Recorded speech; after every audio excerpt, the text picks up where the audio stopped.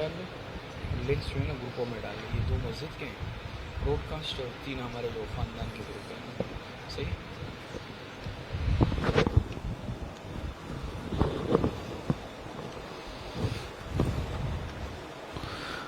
اعوذ باللہ من الشیطان الرجیم. بسم اللہ الرحمن الرحیم.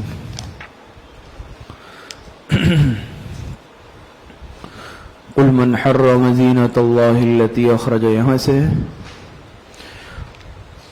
قل من حرم زینۃ اللہ التی اخرج لعبادہ والطیبات من الرزق قل هي للذین آمنوا فی الحیاة الدنیا خالصة یوم القیامہ كذلك نفصل الآیات لقوم یعلمون.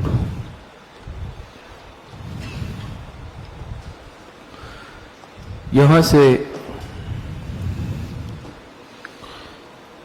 فرماتے ہیں قل من حرم زینۃ اللہ التی اخرج لعبادہ والطیبات من الرزق. آپ پوچھے کس نے حرام کیا ہے اللہ کی دی ہوئی زینت کو جو اس نے پیدا کی ہے اپنے بندوں کے لیے، والطیبات من الرزق، اور کھانے پینے کی پاکیزہ چیزوں کو. قل هي للذین آمنوا فی الحیاة الدنیا خالصة یوم القیامہ.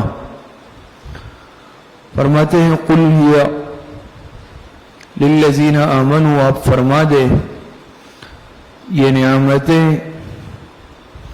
دراصل ایمان والوں کے لیے ہیں. خالص، آپ فرما دیں یہ نعمتیں دراصل ایمان والوں کے لیے ہے دنیاوی زندگی میں، فی الحیات الدنیا، اور خالصۃ یوم القیامہ، پھر خالص انہی کے لیے ہوں گی قیامت کے دن. دنیا میں اللہ پاک نے ایمان والوں کو نعمتیں دی ہیں، لیکن جو ایمان نہیں لاتے یا کافر ہیں وہ بھی اس نعمتوں سے دنیا میں فائدہ اٹھاتے ہیں.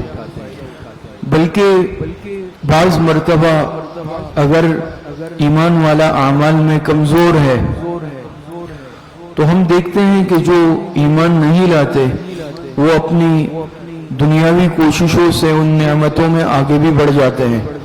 ان کے پاس دنیا زیادہ ہوتی ہے بمقابلہ ایمان والوں کے، ورنہ حقیقت میں اس دنیا میں بھی مستحق نعمتوں کے ایمان والے ہیں. لیکن اللہ پاک اس دنیاوی زندگی میں غیر مومنین کو، غیر مسلموں کو بھی رزق دے رہے ہیں. ان پر بھی دنیا کی فراوانی ہے، بلکہ بعض دفعہ جیسے میں نے عرض کیا دیکھا جاتا ہے کہ ان کے پاس زیادہ ہے، لیکن یہ دنیا کی زندگی میں ہے. لیکن فرمایا خالصۃ یوم القیامہ، لیکن آخرت کی زندگی میں پھر کیا ہوگا؟ وہ نعمتیں صرف اور صرف ایمان والوں کے لیے ہوگی. آخرت میں پھر ان کا کوئی حصہ نہیں ہوگا. کذالک نفصل الآیات لقوم یعلمون. فرمایا اسی طرح مفصل بیان کرتے ہیں ہم آیتیں ان لوگوں کے لیے جو سمجھتے ہیں. آگے فرمایا قل انما حرم ربی الفواحش ما ظہر منها وما بطن.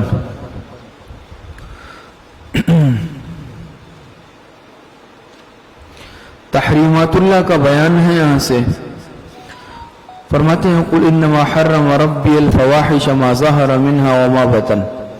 آپ فرما دیں بس میرے رب نے تو حرام کیا ہے بے حیائی کی باتوں کو، ما ظہر منها وما بطن، خواہ وہ ظاہر ہو اور خواہ پوشیدہ، والاسم والبغی، اور گناہ اور ناحق زیادتی کرنے کو.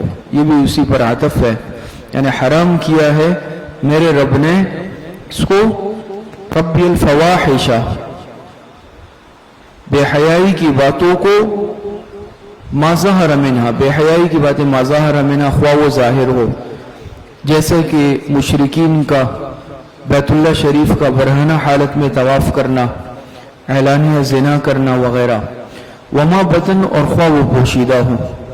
والاسم، اسی طریقے سے حرام کیا ہے گناہ کو، والبغی، اور ناحق زیادتی کرنے کو، بغیر الحق.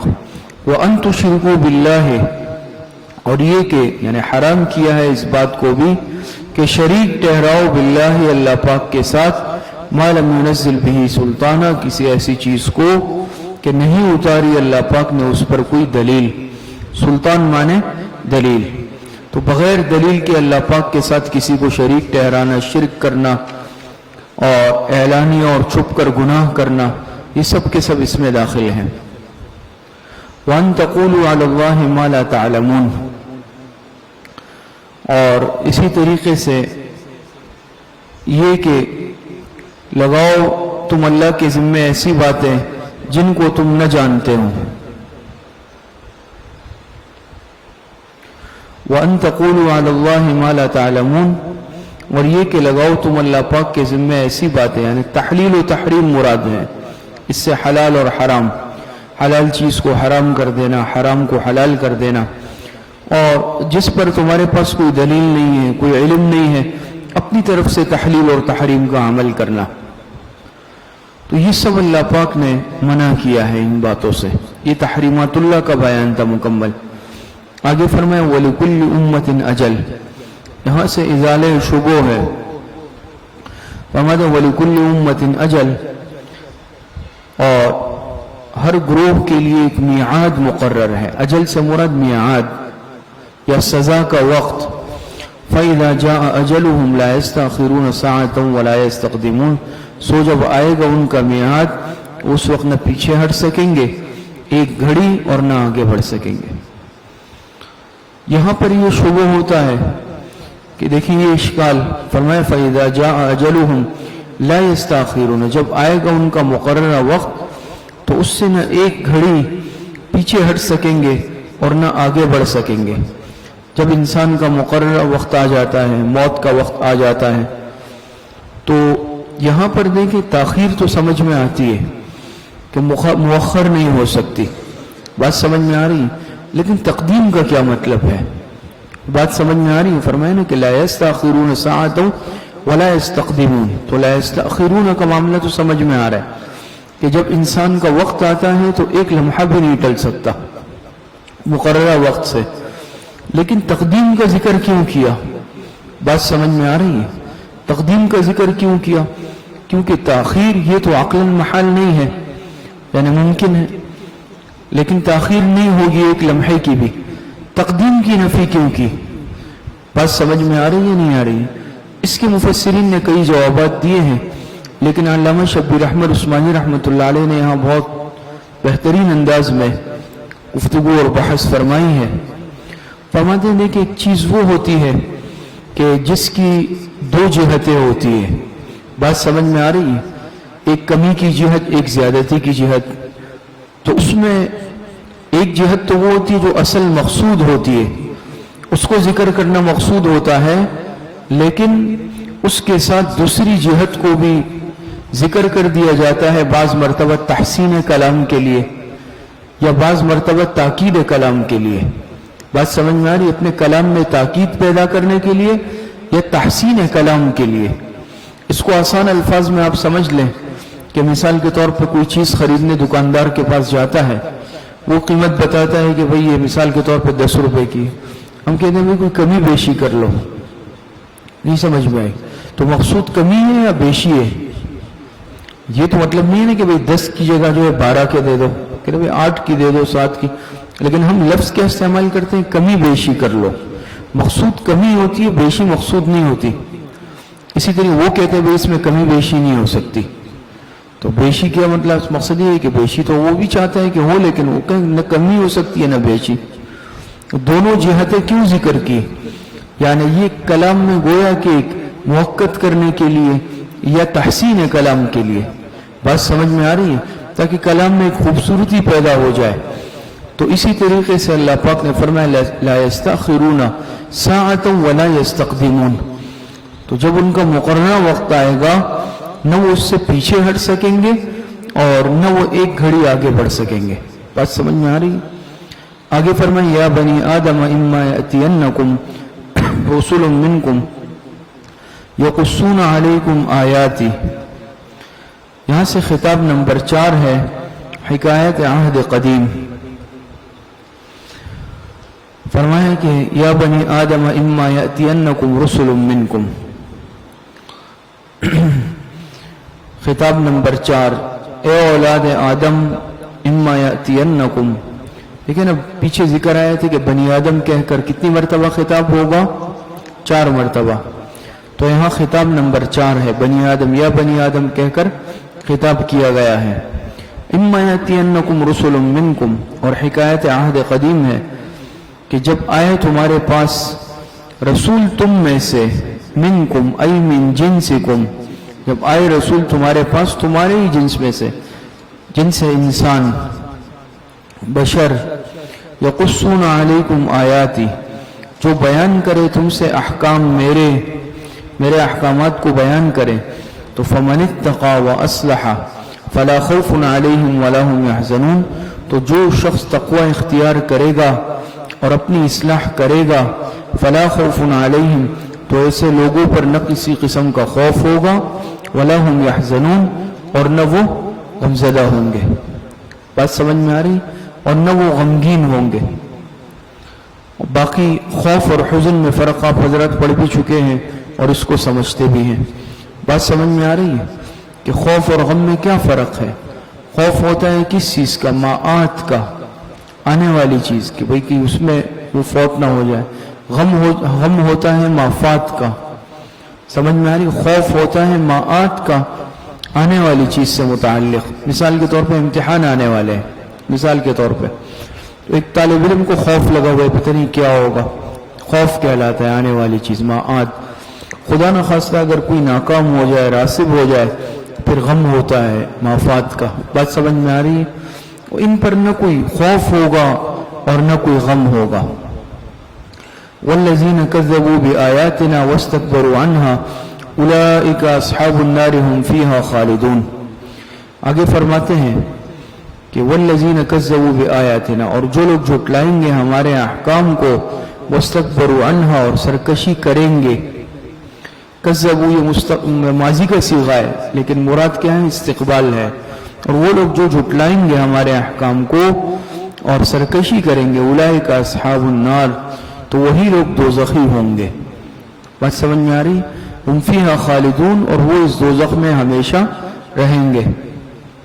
فمن ازلم، زجر ہے یہاں سے زجر. فمن ازلم ممن افترى علی اللہ کذبا او کذب بآیاتہ، پس کون بڑا ظالم ہوگا اس شخص سے جو باندھے اللہ پر جھوٹ، او کذب بآیاتہ، یا جھٹلائے اس کی آیات کو. اولئک ینالہم نصیبہم من الکتاب، یہ وہ لوگ ہیں کہ ملتا رہے گا ان کو ان کا نصیب لکھا ہوا. نصیب سے کیا مراد ہے؟ یا تو اس سے مراد رزق ہے، یا پھر اس سے مراد عمر ہے. اللہ پاک نے جتنا رزق لکھا ہے وہ ان کو ملے گا، جتنی عمر اللہ پاک نے دنیا میں لکھی ہے وہ پوری کریں گے. سمجھ میں آ رہی ہے؟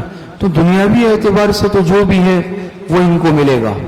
یعنی جو لوگ اللہ پر جھوٹ باندھتے ہیں اور آیتوں کو جھٹلاتے ہیں، ان کو ان کا حصہ دنیا کا ملے گا. سمجھ میں آ رہی ہے؟ تو جو رزق ان کے مقدر میں ہے، جتنی عمر اللہ پاک نے لکھی ہے. حتیٰ، لیکن کیا ہوگا پھر انجام؟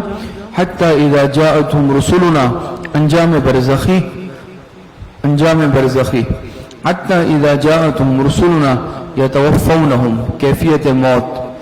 فرماتے ہیں یہاں تک کہ جب آئیں گے ان کے پاس ہمارے فرشتے، یہاں تک کہ جب آئیں گے، یہ انجام برزخی ہے، آئیں گے ان کے پاس ہمارے فرشتے، یتوفونہم، تاکہ قبض کر لے ان کی روح کو، تاکہ ان کی جان کو قبض کر لے. قالوا اینما کنتم تدعون من دون اللہ، تو کہیں گے ان سے کہ اب کہاں ہیں وہ جن کو تم لوگ پکارتے تھے اللہ پاک کے سوا. جب فرشتے روح قبض کرنے آئیں گے تو فرشتے ان سے کہیں گے کہ بھئی جن کو تم پکارتے تھے اللہ پاک کو چھوڑ کر، کہاں ہے وہ مددگار تمہارے، وہ معبود کہاں ہیں تمہارے. قالوا ضلوا عنا وشهدوا على انفسهم انهم كانوا كافرين. فرماتے ہیں قالوا ضلوا عنا ای غابوا عنا، ضلوا غابوا کے معنی میں وہ جواب دیں گے کہ وہ سب تو غائب ہو گئے ہم سے. تو کیا ہو گئے؟ غائب ہو گئے ہم سے، گم ہو گئے ہم سے. وشهدوا على انفسهم، اور اقرار کر لیں گے اپنے اوپر کہ انہم کانوا کافرین کہ بے شک وہ کافر تھے. قالت خلوا فی امم قد خلت من قبلکم من الجن والانس فی النار. انجام اخروی، انجام اخروی یہ تو تھا انجام برزخی. بات سمجھ میں آ رہی ہے؟ اب یہاں سے ہے ان کا انجام اخروی مشرکین کا. قالت خلوا فی امم قد خلت من قبلکم، فرماتے ہیں اللہ تعالیٰ فرمائیں گے کہ داخل ہو جاؤ ان جماعتوں کے ساتھ، داخل ہو جاؤ ان جماعتوں کے ساتھ. فی امم ای مع امم، یہاں فی یہ مع کے معنی میں ہے. سمجھ میں آ رہی ہے؟ داخل ہو جاؤ ان کے ساتھ، ان جماعتوں کے ساتھ. من قد خلت من قبلکم جو گزری ہے تم سے پہلے، من الجن والانس جنات میں سے اور انسانوں میں سے. کہاں داخل ہو جاؤ؟ فی النار، دوزخ کے اندر داخل ہو جاؤ، جہنم کی آگ میں داخل ہو جاؤ. تو قالت خلو ای فی النار، اور داخل ہو جاؤ جہنم کی آگ میں. کلما دخلت امت لعنت اختہا، جب داخل ہوں گی کوئی جماعت اس میں تو لعنت کرے گی اپنی جیسی دوسری جماعت کو. بات سمجھ میں آ رہی ہے؟ کلما دخلت امت ای جماعت، جب داخل ہوگی کوئی بھی جماعت اس میں جہنم میں تو لعنت اختہا ای اختہا فی الدین. سمجھ میں آ رہی ہے؟ تو وہ کیا کرے گی؟ لعنت کرے گی اپنی جیسی دوسری جماعت کو جو ان کے طریقے پر تھی. اس میں جو دوسرے مشرکین ہوں گے یہ ان کو لعنت کریں گے، وہ ان کو لعنت کریں گے. بات سمجھ میں آ رہی ہے؟ حتی اذا ادارکوا فیہا جمیعا، حتی اذا ادارکوا ای اجتمعوا، یہاں تک کہ جب جمع ہو جائیں گے اس میں سب کے سب جمع ہو جائیں گے، تابعین بھی متبوعین بھی. سمجھ میں آ رہی ہے؟ جو سردار تھے وہ بھی اور جن کو گمراہ کیا وہ بھی. قالت اخراہم لأولاہم، اخراہم سے مراد تابعین ہے، اولاہم سے مراد متبوعین ہے. تو جب سب کے سب داخل ہو جائیں گے پھر وہاں جہنمی ایک دوسرے کو پھر لعنت ملامت کریں گے. تو قالت اخراہم، جو تابعین تھے جنہوں نے اتنی اپنے سرداروں کی بڑوں کی اتباع کی اور شرک اور کفر کے راستے پر چلے، وہ کہیں گے کس کو؟ لأولاہم، کس کو کہیں گے؟ اپنے بڑوں کو، متبوعین کو جن کی اتباع کی انہوں نے. ربنا ہؤلاء اضلونا فآتهم عذابا ضعفا من النار، ان کے متعلق کہیں گے اے ہمارے رب ہؤلاء یضلونا، یہی وہ لوگ ہیں جنہوں نے ہمیں گمراہ کیا تھا. فآتهم عذابا ضعفا من النار، لہذا دے تو ان کو عذاب دگنا آگ کا. متبوعین تابعین کیا کہیں گے؟ اپنے متبوعین سے متعلق کہیں گے کہ اللہ ان کو دگنا عذاب دے دے، ہمارے ان رہنماؤں کو، ان پیشواؤں کو، ان کی وجہ سے آج ہم اس ذلت کے اندر گرفتار ہیں. لہٰذا وہ کہیں گے کہ اے رب انہیں دگنا عذاب دے دے. قال لکل ضعف، اللہ پاک فرمائیں گے لکل ضعف، ہر ایک کو دگنا عذاب ہے. ہر ایک کو، چاہے تابعین ہو چاہے متبوعین ہو، ہر ایک کو کیا ہوگا؟ ہر ایک کو دگنا عذاب ہے. بات سمجھ میں آ رہی ہے؟ ہر ایک کے لیے، یعنی ضعف دگنا، انہیں بڑھتا رہے گا. بات سمجھ میں آ رہی ہے؟ ہر ایک کے لیے اس کا عذاب کیا ہوگا؟ بڑھتا رہے گا. وَلَٰكِن لَا تَعْلَمُونَ، اور تم لوگ نہیں جانتے. تو عذاب تو ہر ایک کو ملے گا. وَقَالَتْ أُولَاهُمْ لِأُخْرَاهُمْ، اب کون کہیں گے؟ یہاں پر اولاہم سے مراد کون ہے؟ متبوعین ہے، اور اخراہم سے مراد تابعین ہے. اب کہے کہ پہلی جماعت پچھلی جماعت سے، پہلے تو کیا تھا؟ تابعین نے متبوعین کے متعلق کہا نا کہ اللہ ان کو دگنا عذاب دے دے.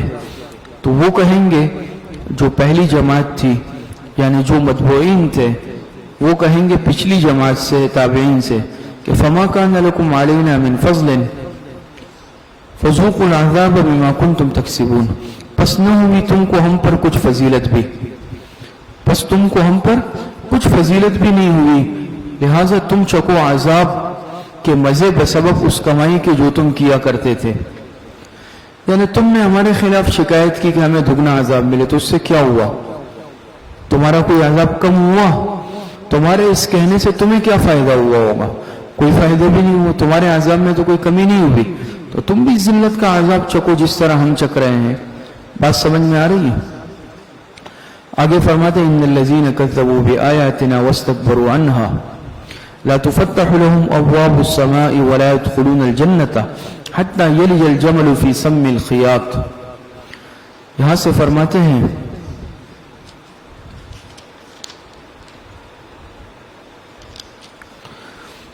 ان الذين كذبوا بآياتنا تخویف اخروی، یہاں سے تخویف اخروی ہے.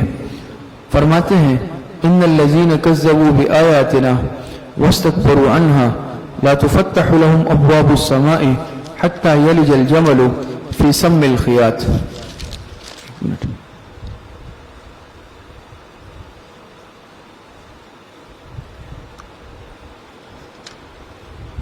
یہاں سے تخویف اخروی ہے. تو فرماتے ہیں کہ بے شک جن لوگوں نے جھٹلایا ہماری آیتوں کو واستکبروا عنہا اور سرکشی کی ان سے، تو لا تفتح لهم ابواب السماء نہیں کھولے جائیں گے ان کے لیے آسمان کے دروازے، ولا يدخلون الجنة اور نہ وہ داخل ہوں گے جنت میں، حتی یلج الجمل فی سم الخیاط یہاں تک کہ داخل ہو جائے اونٹ سوئی کے ناکے میں. یہ تعلیق بالمحال کی قبیل میں سے ہے، اور آپ حضرات جیسے پڑھ بھی چکے ہیں بلاغت وغیرہ میں کہ یہ تعلیق بالمحال کے لیے اس طرح کی مثال کو پیش کیا جاتا ہے اس چیز کے لیے جس کا ہونا محال ہو، مشکل ہو، ناممکن کے درجے میں ہو. جیسے کہ اونٹ کا سوئی کے ناکے میں داخل ہونا، یہ ہمارے ذہن کے اعتبار سے دنیاوی اعتبار اللہ پاک کے لیے تو سب آسان ہے، لیکن کیا ہے ہمارے اعتبار سے محال ہے. بات سمجھ میں آ رہی ہے؟ تو جس طرح اونٹ کا سوئی کے ناکے میں داخل ہونا ممکن نہیں ہے، اسی طریقے سے مشرکین کا جنت میں داخل ہونا بھی ممکن نہیں ہے. تو فرمایا بے شک جن لوگوں نے جھٹلایا ہماری آیتوں کو اور سرکشی کی اس سے، تو نہیں کھولے جائیں گے ان کے لیے آسمان کے دروازے اور نہ یہ جنت میں داخل ہوں گے یہاں تک کہ داخل ہو جائے اونٹ سوئی کے ناکے میں. نہ اونٹ سوئی کے ناکے میں داخل نہیں ہو سکتا، اسی طریقے سے یہ بھی کبھی جنت میں داخل نہیں ہو سکتے. تو یہ ایک سمجھانے کے لیے اس طرح کی مثال دیں. وَكَذَلِكَ نَجْزِي الْمُجْرِمِينَ اور ایسی ہی سزا دیتے ہیں ہم کس کو؟ مجرمین کو. آگے فرمائے لَهُم مِّن جَهَنَّمَ مِهَادٌ وَمِن فَوْقِهِمْ غَوَاشٌ. یہاں سے فرماتے ہیں لَهُم مِّن جَهَنَّمَ مِهَادٌ وَهُم مِّن فَوْقِهِمْ غَوَاشٌ. ان کے لیے دوزخ کی آگ کا بچھونا ہوگا. کیا ہوگا؟ دوزخ کی آگ کا بچھونا ہوگا. مہاد کہتے ہیں بچھونے کو. وَمِن فَوْقِهِمْ غَوَاشٍ اور ان کے اوپر بھی آگ کا اوڑھنا ہوگا. ایک ہوتا ہے بچھونا بستر جس پر انسان لیٹتا ہے، اور اوپر جو انسان اوڑھتا ہے وہ غواش، جیسے رضائی ہے، چادر وغیرہ ہے، وہ مراد ہے. تو گویا کہ ان کا اوڑھنا بچھونا سب جہنم کا ہوگا. یہ کنایہ ہے احاطہ نار سے. کس سے؟ احاطہ نار. جہنم کی آگ ان کو ہر طرف سے گھیر لے گی. ان کی کمر کے نیچے بھی جہنم کی آگ، ان کے جسم کے اوپر بھی جہنم کی آگ. جیسے ہم کہتے ہیں نا اوڑھنا بچھونا، اس انسان کا اوڑھنا بچھونا یہ ہے. تو ان کا اوڑھنا بچھونا ہی آگ ہوگا، ہر طرف بس آگ کا ہی سامنا کرنا پڑے گا. بات سمجھ میں آ رہی ہے؟ آگے فرمایا وَكَذَلِكَ نَجْزِي الظَّالِمِينَ اور ایسی ہی سزا دیا کرتے ہیں ہم کس کو؟ ظالموں کو. آگے فرماتے ہیں یہاں پر ایک نقطہ سمجھ لیں کہ وَكَذَلِكَ نَجْزِي الظَّالِمِينَ کہا نا یہاں پر. اس سے پہلے کیا کہا تھا؟ وَكَذَلِكَ نَجْزِي الْمُجْرِمِينَ تھا نا فی سم الخیاط. وَكَذَلِكَ نَجْزِي الْمُجْرِمِينَ اسی طرح ہم بدلہ دیا کرتے ہیں مجرموں کو. یہاں فرمایا اسی طرح ہم سزا دیا کرتے ہیں ظالموں کو. بات سمجھ میں؟ تو وَكَذَلِكَ نَجْزِي وہاں پر نجزی سے مراد تھا جنت سے محرومی. وہاں نجزی سے مراد کیا تھا؟ جنت سے محرومی. اور یہاں نجزی سے مراد عذاب جہنم کی سزا. کیا؟ عذاب جہنم کی سزا. بات سمجھ میں آ رہی ہے؟ اچھا آگے فرماتے ہیں والذین آمنوا وعملوا الصالحات. یہاں سے بشارت ہے. والذین آمنوا وعملوا الصالحات بشارت برائے مومنین.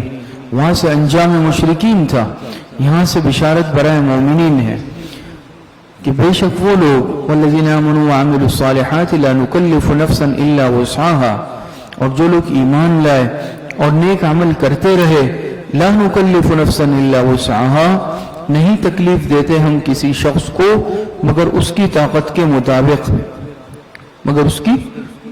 مطابق، استاد صاحب نے یہاں فرمایا کہ اعمال صالحہ بحسب طاقت مطلوب ہوتے ہیں. اعمال صالحہ بحسب طاقت، جتنی انسان میں طاقت ہوتی ہے اسی قدر انسان، جس کو تکلیف مالا اطاق کہتے ہیں کہ انسان مکلف اسی قدر ہے جتنی وہ طاقت رکھتا ہے. طاقت سے زیادہ تو انسان کو اللہ پاک نے مکلف نہیں بنایا. اولئک اصحاب الجنت هم فیہا خالدون، یہی لوگ جنتی ہے اور وہ اس میں ہمیشہ رہیں گے. آگے فرماتے ہیں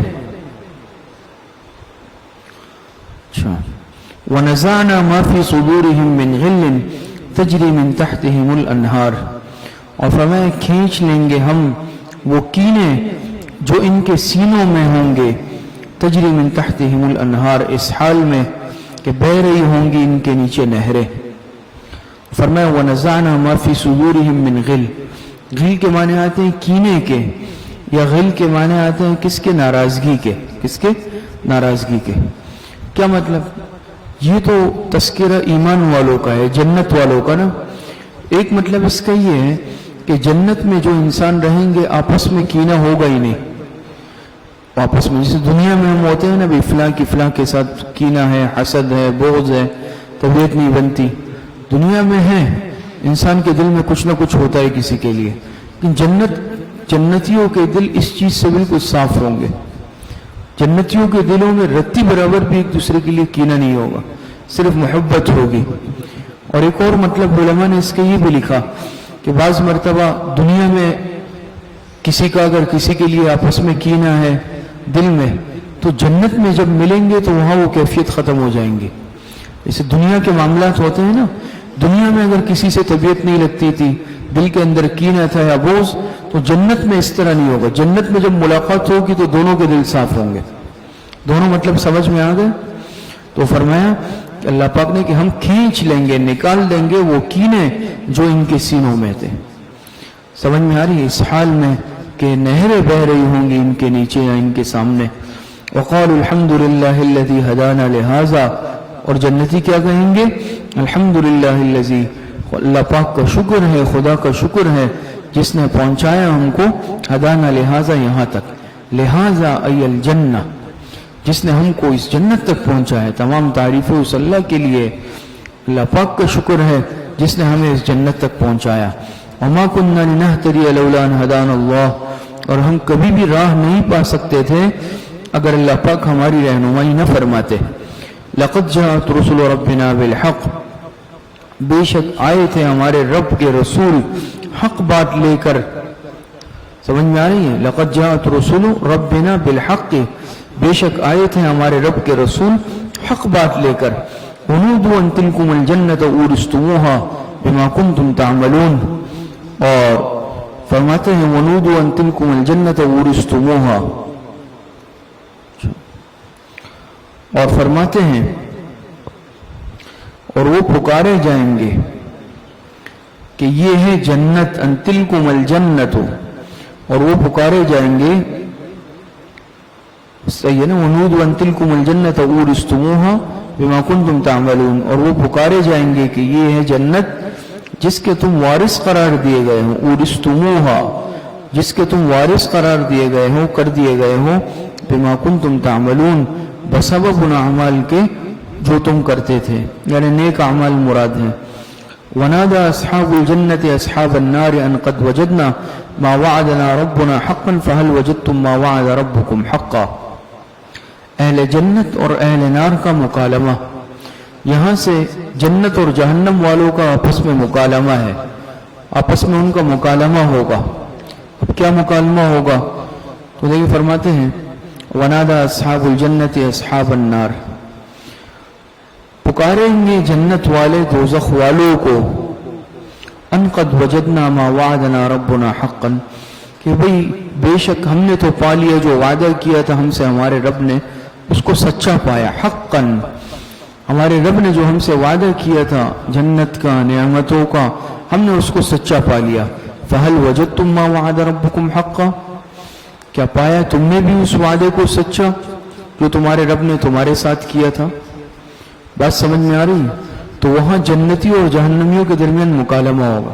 جب جنتی جنت میں چلے جائیں گے، اہل جہنم جہنم میں چلے جائیں گے، تو جنتی جب جہنمیوں کے اس حالت کو، حشر کو دیکھیں گے، وہ ان سے مکالمہ کریں گے کہ ہم سے جو اللہ پاک نے وعدہ کیا تھا ہم نے تو اس کو سچا پایا. تم بتاؤ، تم سے جو تمہارے رب نے وعدہ کیا تھا کہ بھئی بات نہیں مانو گے، شرک کرو گے تو یہ عذاب ہوگا، یہ عذاب، تم نے بھی سچا پایا یا نہیں؟ تو وہ کیا کہیں گے؟ قالوا نعم، وہ کہیں گے جی ہاں. اور کیا جواب ہوگا ان کے پاس؟ تو وہ کہیں گے جی ہاں ہم نے بھی سچا پایا. فأذن مؤذن بینہم اللعنۃ اللہ علی الظالمین. تو تب پکارے گا ایک پکارنے والا. جیسے قول یہ بھی ہے کہ یہ سور پھونکنے والا فرشتہ ہوگا، وہی پکارے گا. تو ایک پکارنے والا اللہ پاک کے حکم سے پکارے گا لعنۃ اللہ علی الظالمین، کہ اللہ پاک کی لعنت ہو ان ظالموں پر، کہ اللہ پاک کی لعنت ہو ان ظالموں پر. بات سمجھ میں آ رہی ہے؟ تو یہ ایک قول یہ ہے کہ مؤذن سے مراد حضرت اسرافیل علیہ السلام ہیں جو سور پھونکیں گے. تو کیا کہیں گے؟ لعنۃ اللہ علی الظالمین، کہ لعنت ہو کس پر؟ ظالموں پر. الذین، کون ظالم؟ علامات ظالمین. فرمایا نا لعنت اللہ علی الظالمین، تو ظالمین کون ہیں؟ اب الذین یصدون سے علامات ظالمین، ظالمین کی علامات. فرماتے الذین یصدون عن سبیل اللہ، ظالم وہ ہے جو روکتے تھے لوگوں کو اللہ کی راہ سے، اللہ پاک کے راستے سے. وَيَبْغُونَهَا عِوَجًا، اور تلاش کرتے رہتے تھے اس میں کجی.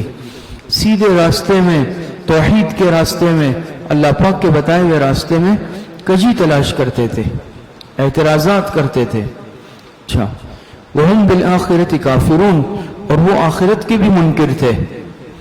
وَبَيْنَهُمَا حِجَاب، وَبَيْنَهُمَا حِجَاب أي بين أصحاب الجنة وأصحاب النار حجاب.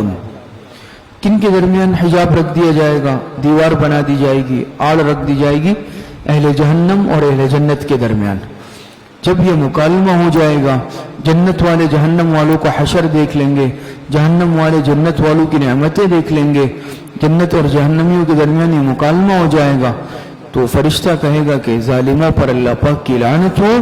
اور اس کے بعد پھر جنت اور جہنم کے درمیان ایک آڑ بنا دی جائے گی، ایک دیوار بنا دی جائے گی. اس کی کیفیت اللہ پاک کو معلوم ہے، لیکن وہ جو آڑ اور دیوار ہوگی، جو حجاب ہوگا، وہ یعنی جہنم کے عذاب کو، ہولناکیوں کو جنت سے روکے گا، جنت کی نعمتوں کو جہنمیوں سے روکے گا. ایک آڑ بن جائے گی. جہنمی جنت کی نعمتوں سے مستفید نہیں ہو سکیں گے، نہ دیکھ سکیں گے، اور جنت والوں تک جہنم کی کوئی لپیٹ نہیں پہنچ سکے گی. تو ان کے درمیان کیا رکھ دی جائے گی؟ آڑ اور دیوار قائم کر دی جائے گی، حجاب. اچھا، اور جیسے تفسیر مظہری کے حوالے سے لکھا ہے کہ یہی جو حجاب ہوگا، جو دیوار ہوگی، اسی کی بلندی پر جو مقام ہوگا، ابھی آگے تذکرہ آ رہا ہے اگلے رکوع سے اعراف والوں کا، تو اعراف اسی کے اوپر ہوگا. بات سمجھ میں آ رہی ہے؟ آگے فرمایا وَبَيْنَهُمَا حِجَاب، وَبَيْنَهُمَا حِجَاب، اور ان دونوں فریقوں کے درمیان ایک دیوار ہوگی. الذین یصدون، یہ ہو گیا نا علامات ظالمین. بے شک وہ لوگ جو روکتے تھے اللہ پاک کے راستے سے اور تلاش کرتے تھے اس میں کجی، اور یہی لوگ آخرت کے منکر بھی تھے. اور وَبَيْنَهُمَا حِجَاب، دونوں فریقوں کے درمیان ایک دیوار ہوگی. وَعَلَى الْأَعْرَافِ رِجَالٌ يَعْرِفُونَ كُلًّا بِسِيمَاهُمْ، اور اس اعراف کے اوپر بہت سارے آدمی ہوں گے، لوگ ہوں گے جو پہچانیں گے ہر ایک کو اس کی نشانیوں سے، جو پہچانیں گے ہر ایک کو اس کی پہچانیوں سے. یہ اب اہل اعراف کی حالت، حال اہل اعراف، حال اہل اعراف. ایک طرف اہل جنت، دوسری طرف اہل جہنم، اور اس کے مابین جو حجاب ہوگا، جو آڑ ہوگی، اس کے اوپر جو لوگ ہوں گے وہ اعراف والے ہوں گے. تو اعراف کسے کہتے ہیں؟ اعراف کہتے ہیں جو جنت اور جہنم کے مابین ہوں گے وہ لوگ. دیکھیں بعض وہ لوگ ہوں گے جب اعمال تلیں گے تو جس کے خدا نخواستہ گناہ اور سیئات زیادہ ہوں گے تو وہ اہل نار ہے، جس کی نیکیاں زیادہ ہوں گی وہ اہل جنت ہیں، اور جس کی نیکیاں اور گناہ برابر ہوئے وہ اہل اعراف ہے، وہ اعراف والے ہوں گے. وہ نہ تو جہنم میں ڈالے جائیں گے نہ جنت میں اس وقت، بلکہ وہ ان دونوں کے درمیان رہیں گے، مابین رہیں گے، جنت والوں کو بھی دیکھیں گے، جہنم والوں کو بھی دیکھیں گے۔ اور جیسے آیا نا کہ وَعَلَى الْأَعْرَافِ رِجَالٌ يَعْرِفُونَ كُلًّا بِسِيمَاهُمْ، جو پہچانیں گے ہر ایک کو، اس کو وہ پہچانتے ہوں گے، جنت والوں کو ان کے نورانی اور روشن چہروں سے کہ بھئی یہ جنت والے ہیں، اور جہنم والوں کو ان کے بدترین اور کریہ المنظر صورتوں سے کہ یہ جہنم والے ہیں، خود درمیان میں ہوں گے۔ پھر ان کا فیصلہ کیا ہوگا؟ یقیناً یہ بھی جنت میں ڈالے جائیں گے۔ کیوں؟ جب وہ ایمان والے، کمزور ایمان والے یا بدعمل ایمان والے، بالآخر آپ کو معلوم ہے نا کلمے کی برکت سے اللہ پاک ان کو بھی جنت میں ڈالے گا۔ بالآخر ایک وقت آئے گا کہ سب سے آخری بھی جو ایمان والا ہوگا وہ بھی جنت میں چلا جائے گا۔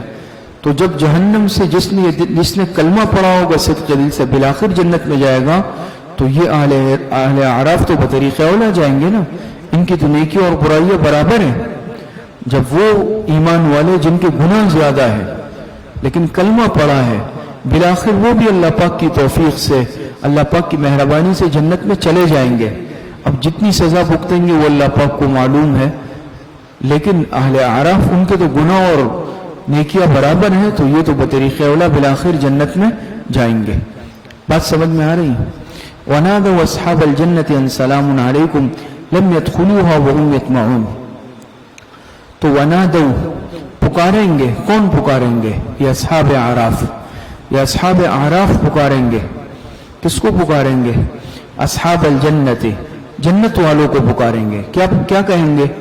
ان سلام علیکم، کہ سلامتی ہو تم پر۔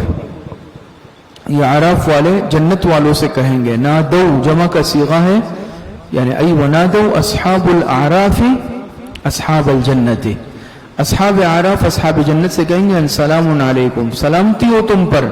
لم يدخلوها، اور وہ ابھی خود جنت میں داخل نہیں ہوئے۔ کون؟ اصحاب اعراف، وہ ابھی خود جنت میں داخل نہیں ہوئے، لیکن وہم یطمعون، وہ اس کے امیدوار ہوں گے، طمع رکھتے ہیں دل میں کہ اللہ پاک ہمیں جلد از جلد جنت میں داخل کر دے۔ وَإِذَا صُرِفَتْ أَبْصَارُهُمْ تِلْقَىٰ أَصْحَابِ النَّارِ، اور فرماتے ہیں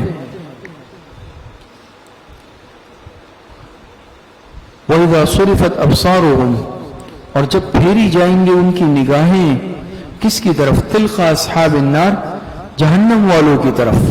کس کی طرف پھیری جائیں گی؟ جہنم والوں کی طرف۔ کس کی آنکھیں؟ اہل اعراف کی آنکھیں۔ یہ تو انہوں نے جنت والوں کو دیکھا اور ان پر سلام بھیجا کہ تم پر سلامتی ہو۔ اب جب ان کی نگاہیں جائیں گی کس کی طرف پھیری جائیں گی؟ اہل جہنم کی طرف۔ تو کیا ہوگا؟ قالوا ربنا لا تجعلنا مع القوم الظالمین، جب یہ دوزخیوں کو دیکھیں گے اور ان کا ہولناک انجام دیکھیں گے تو اللہ پاک سے دعا مانگیں گے، ربنا لا تجعلنا مع القوم الظالمین، اے ہمارے رب شامل نہ کرنا ہم کو ظالم لوگوں کے ساتھ، پناہ مانگیں گے ان کے انجام سے۔ کون؟ اہل اعراف۔ ونادى أصحاب الأعراف رجالا يعرفونهم بسيماهم قالوا ما أغنى عنكم جمعكم وما كنتم تستكبرون۔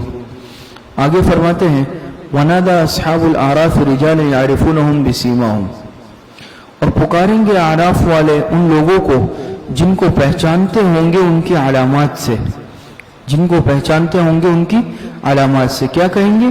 قولوا ما اغنى عنكم جمعكم وما كنتم تستكبرون، کہیں گے نہ کام آیا تمہارا کچھ بھی، جمعکم تمہارا جتھا، سمجھ میں آ رہی؟ اجتماعیت، جتھا، گروہ، وما كنتم تستكبرون، اور تمہارا غرور اور تکبر کوئی کام نہیں آیا۔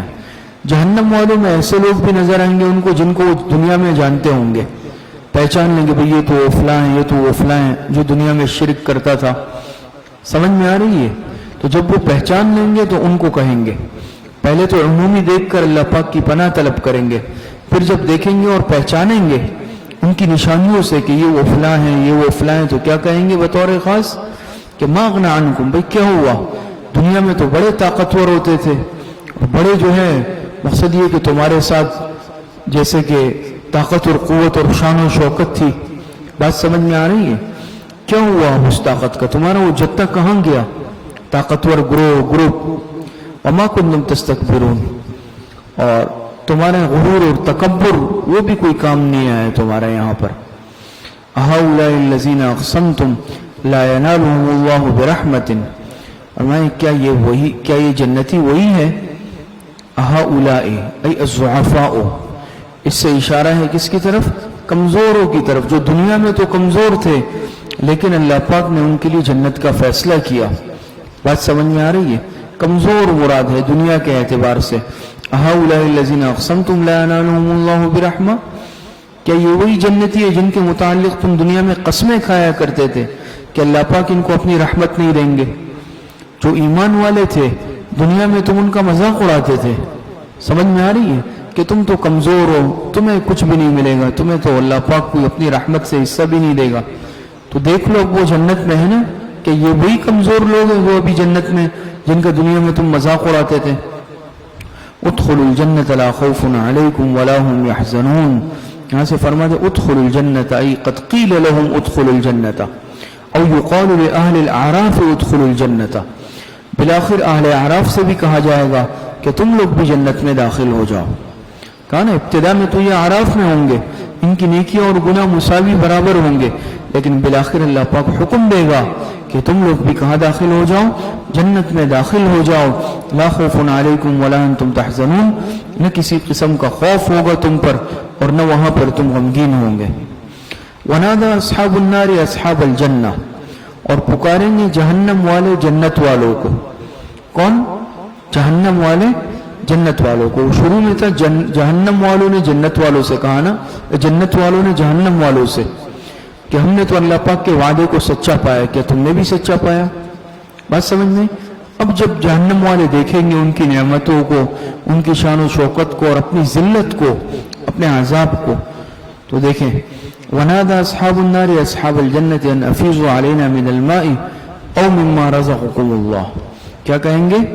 पुकारेंगे दोज़ख वाले जन्नत वालों को कि बहाओ हम पर थोड़ा सा पानी, हमें थोड़ा सा पानी दे दो, प्यास लगी है, अजाब है, बुरे हालत में है।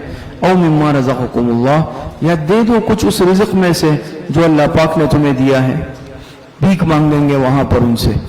दुनिया में बड़ा तकब्बुर किया, उनका मजाक उड़ाया, इस्तेहज़ा किया, लेकिन अब हालत आखिरत में क्या होगी कि वही जहन्नम वाले जो दुनिया में मजाक उड़ाते थे मुसलमानों का, कमज़ोरों का, वहां पर भीख मांगेंगे, उनसे सवाल करेंगे, गिड़गिड़ाएंगे कि थोड़ा सा पानी हमें पिला दो या कुछ न कुछ हमें खाने पीने के लिए दे दो, अजाब के अंदर हम मुब्तला है। लेकिन क्या होगा? क़ालू इन्नल्लाह हर्रमहुमा अलल काफिरीन, जवाब क्या दिया जाएगा उनको? जन्नती उनको जवाब देंगे इन्नल्लाह हर्रमहुमा अलल काफिरीन, बेशक ये दोनों चीजें अल्लाह पाक ने काफिरों पर हराम कर दी। समझ में? न हम तुम्हें कोई पानी दे सकते हैं, न तुम्हें रिज़्क़ में से कुछ दे सकते हैं। काफिरों पर अल्लाह पाक ने जन्नत की नेमतों को हराम कर दिया है। अल्लज़ीना इत्तख़ज़ू दीनहुम लहवन व लअबा, अलामात कुफ़ार। कौन है ये जहन्नमी? ये काफिर कौन है? इनकी अलामात क्या है? तो देखें, फरमाते अल्लज़ीना इत्तख़ज़ू दीनहुम लहवन व लअबा व गर्रतहुमुल हयातुद दुनिया। कौन है ये? फरमाते हैं ये वो है जिन्होंने बना रखा था अपने दीन को खेल और तमाशा। दुनिया में इन्होंने दीन को, दीन इस्लाम को लहव व लअब, खेल और तमाशा बना रखा था। वगर्रतहुमुल हयातुद दुनिया, और धोखे में डाल दिया था इनको दुनिया की जिंदगी ने, ईमान नहीं लाते थे। फल्यौम नंसाहुम कमा नसू लिक़ा यौमिहिम हाज़ा, फरमाते सो आज हम भुला देंगे इनको कमा नसू लिक़ा यौमिहिम हाज़ा, जिस तरह भुला रखा था इन्होंने अपने इस दिन की मुलाकात को। तो अल्लाह पाक इनको भी क्या कर देंगे? भुला देंगे। फरमाया फल्यौम नंसाहुम, नंसाहुम अय बईदुम मिनर रहमत, ये किनाया है बहुत अनिर रहमत से। भुलाने से मतलब क्या है? अय बईदुन अनिर रहमत, अल्लाह पाक फरमाएंगे कि आज हम के दिन हमने भुला दिया, ये मेरी रहमत से बहुत दूर है ये लोग, जैसा कि इन्होंने आज के दिन की मुलाकात को, आखिरत को भुला दिया था। वमा कानू बिआयातिना यजहदून, और जिस तरह वो हमारी आयतों का इनकार करते थे, दुनिया में झुटलाते थे ना, दुनिया में पैगंबरों को, आसमानी किताबों को झुटलाते थे, कुरान करीम को झुटलाया। वमा कानू बिआयातिना यजहदून, और जिस तरह वो हमारी आयत का इनकार करते थे। आगे फरमाया वलक़द जिअनाहुम बिकिताबिन फस्सलनाहु अला इल्मिन هدى ورحمة لقوم يؤمنون. صداقت قرآن، یہاں سے صداقت قرآن کا بیان ہے.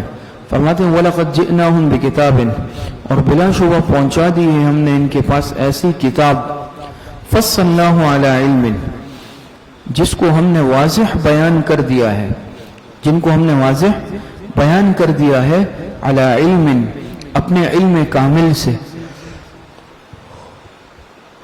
اور سمجھ میں آ رہی، جس کو ہم نے بیان کر دیا ہے یعنی پہنچا دیے ہیں بلا شبہ ہم نے ان کے پاس. یہ صداقت قرآن کا بیان ہے یہاں کہ پہنچا دیا ہے ہم نے ان کے پاس ایسی کتاب کو جس کو ہم نے واضح بیان کر دیا ہے اپنے علی علم، اپنے علم کامل سے. سمجھ میں آ رہی ہدی و رحمتن، اور وہ کتاب ہدایت ہے اور وہ کتاب رحمت ہے لقوم یؤمنون، مستفیدین کا بیان ان لوگوں کے لیے جو ایمان لاتے ہیں. سمجھ میں آ رہی جو ایمان لاتے ہیں. هل ينظرون الا تأویلہ، یہاں سے تخویف اخروی ہے، یہاں سے اب تخویف اخروی کا بیان. فرماتے هل ينظرون الا تأویلہ، کہ اب نہیں انتظار کرتے یہ کافر الا تأویلہ، مگر قرآن کے بتائے ہوئے انجام کا. تأویل سے مراد انجام ہے، تأویل سے مراد قرآن کا بتلایا ہوا انجام. اب یہ کافر اور کس چیز کا انتظار کر رہے ہیں؟ یہ انتظار نہیں کر رہے ہیں مگر صرف کس کا؟ قرآن کریم کے بتلائے ہوئے انجام کا. یوم یأتی تأویلہ، جس دن آئے گا قرآن کریم کا بتایا ہوا انجام ان پر. تو یقول الذین نسوہ من قبل قد جاءت رسول ربنا بالحق، تو کہیں گے وہ لوگ جو اس کو بھولے ہوئے تھے، الذین نسوہ، کس کو؟ اس انجام کو. جب آئے گا ان پر وہ دن قرآن کا بتایا ہوا انجام، تو کہیں گے وہ لوگ جو اب تک اس انجام کو بھولے ہوئے تھے قد جاءت رسول ربنا بالحق، بے شک پہلے سے لائے تھے ہمارے رسول ہمارے رب کی سچی بات. اس وقت کہیں گے، جب اس انجام کو دیکھ لیں گے تو کیا کہیں گے؟ قد جاءت رسول ربنا بالحق، بے شک لائے تھے رسول ہمارے رب کی سچی بات. فہل لنا من شفعاء، تو کیا اب ہے ہمارے لیے کوئی سفارشی؟ سمجھ میں یہ ان کی تمنا ہے. تو کیا اب ہمارے لیے کوئی سفارشی ہوں گے؟ بات سمجھ میں آ رہی ہے؟ فہل لنا من شفعاء، یہ حل تمنی کے لیے ہے یہاں پر، تو ہوں گے، برائے تمنی کے ہے. سمجھ میں آ رہی؟ تو کیا ہے ہمارے لیے کوئی سفارش کرنے والے؟ فیشفعوا لنا، جو ہماری سفارش کر دیں. او نرد فنعمل، یا ہم دوبارہ لوٹا دیے جائیں دنیا میں. فنعمل غیر الذی کنا نعمل، تاکہ ہم جا کر وہاں پر عمل کریں خلاف اس کے جو پہلے کیا کرتے تھے. یا تو اب کوئی ہمارے لیے ہے کوئی سفارش، یہ کافر کہیں گے، جو ہماری سفارش کر دے اللہ پاک سے، اور یا پھر ہمیں دوبارہ دنیا میں جانے کا موقع دیا جائے، اب ہم وہ عمل کریں گے جو پہلے نہیں کیا کرتے تھے یا پہلے کرتے تھے اس کے برخلاف، یعنی پہلے بدعملی، انکار، شرک. اب ہم جا کر وہاں پر توحید پر قائم رہیں گے، اب ہم وہاں پر جا کر نیک اعمال کریں گے. تو ہمیں دنیا میں بھیج دیا جائے تاکہ ہم اچھے اعمال کر لیں، لیکن ایسا نہیں ہوگا. قد خسروا انفسهم وضل عنهم ما كانوا يفترون، بے شک تباہ کر ڈالا انہوں نے اپنے آپ کو، خسارے میں ڈالا، تباہ کر ڈالا انہوں نے اپنے آپ کو. وضل عنهم ما كانوا يفترون، اور گم ہو گئی ان سے وہ باتیں جن کو وہ گھڑتے تھے. بات سمجھ میں آ رہی ہے؟ جن کو وہ گھڑتے تھے وہ باتیں ان سے کیا ہو گئی؟ وہ باتیں ان سے گم ہو گئی. آگے فرماتے ان ربکم اللہ الذی خلق السماوات والارض فی 6 ایام. یہاں سے دعویٰ نمبر 3 ہے، تیسرا دعویٰ. فرماتے ان ربکم اللہ الذی خلق السماوات والارض، بے شک تمہارا رب اللہ ہی ہے جس نے پیدا کیے آسمان اور زمین 6 دن میں. کتنے دن میں پیدا کیے؟ 6 دن میں پیدا کیے. ثم استوى علی العرش، پھر مستوی ہوا عرش پر، پھر مستوی ہوا عرش پر. تو اللہ پاک نے پیدا کیے آسمان اور زمین 6 دن میں. کیا مراد ہے 6 ایام سے؟ ایک قول تو اس میں یہی ہے کہ اس سے یہی دنیا کے 6 دن مراد ہیں، اس سے یہی دنیا کے 6 دن مراد ہیں. اور دوسرا قول اس میں یہ ہے کہ اس سے 6000 سال مراد ہے. بات سمجھ میں آ رہی؟ کیوں کہ آخرت کا ایک دن یا اللہ پاک کا ایک دن دنیا کے 1000 سال کے برابر ہے. تو یا پھر اس حساب سے کتنے سال ہو گئے؟ 6000 سال ہو گئے. اور علامہ عثمانی رحمۃ اللہ علیہ نے یہاں پر یہ بھی فرمایا ہے کہ فرمایا نا کہ 6 دن میں. تو دیکھیں دنیاوی دنوں کا اعتبار تو سورج اور چاند کے اعتبار سے ہوتا ہے. سمجھ میں صبح سورج نکلتا ہے دن شروع ہوتا ہے، غروب ہوتا ہے دن ختم ہوتا ہے. دنیاوی دن اور رات کا اعتبار تو چاند اور سورج کے طلوع اور غروب سے ہے. لیکن اس سے یہ مراد نہیں ہو سکتا، کیونکہ یہ تو اللہ پاک نے فرمایا ان ربکم اللہ الذی خلق السماوات والارض فی اللہ پاک نے آسمان اور زمین بنائے 6 دن میں. تو دن اور رات سے دنیا کے دن اور رات مراد اس لیے نہیں ہو سکتے کہ خود چاند اور سورج موجود نہیں تھے اس وقت. جب چاند موجود نہیں، سورج موجود ہی نہیں تھا، تو پھر دنیا کے چاند دن اور رات کیسے مراد ہو سکتے ہیں؟ بات سمجھ میں آ رہی ہے؟ اسی لیے علامہ عثمانی فرماتے ہیں کہ ہو سکتا ہے کہ اس سے عالم دنیا کے یہ جو ظاہری عالم ہے اس کے مراد نہیں ہو دن، بلکہ عالم غیب کے جو ہے 6 دن مراد ہوں. کس کے؟ عالم غیب کے 6 دن اور رات مراد ہو سکتے ہیں. باقی اس میں اور بھی بہت تفصیلات ہیں. پھر اس کے بعد ثم استوى علی العرش، پھر اس کے بعد استوا علی العرش سے متعلق، تو استوا علی العرش سے متعلق آپ حضرات تفسیر عثمانی میں بھی تفصیل پڑھ سکتے ہیں. بات سمجھ میں آ رہی ہے؟ حضرت امام مالک رحمۃ اللہ علیہ نے استوا علی العرش کے متعلق سوال کے جواب میں فرمایا تھا، کسی نے استوا علی العرش کے متعلق سوال کیا تو امام مالک رحمۃ اللہ علیہ نے فرمایا الاستواء معلوم والکیفیت مجہول والایمان به واجب والسوال عنہ بدعۃ. بات سمجھ میں آئی؟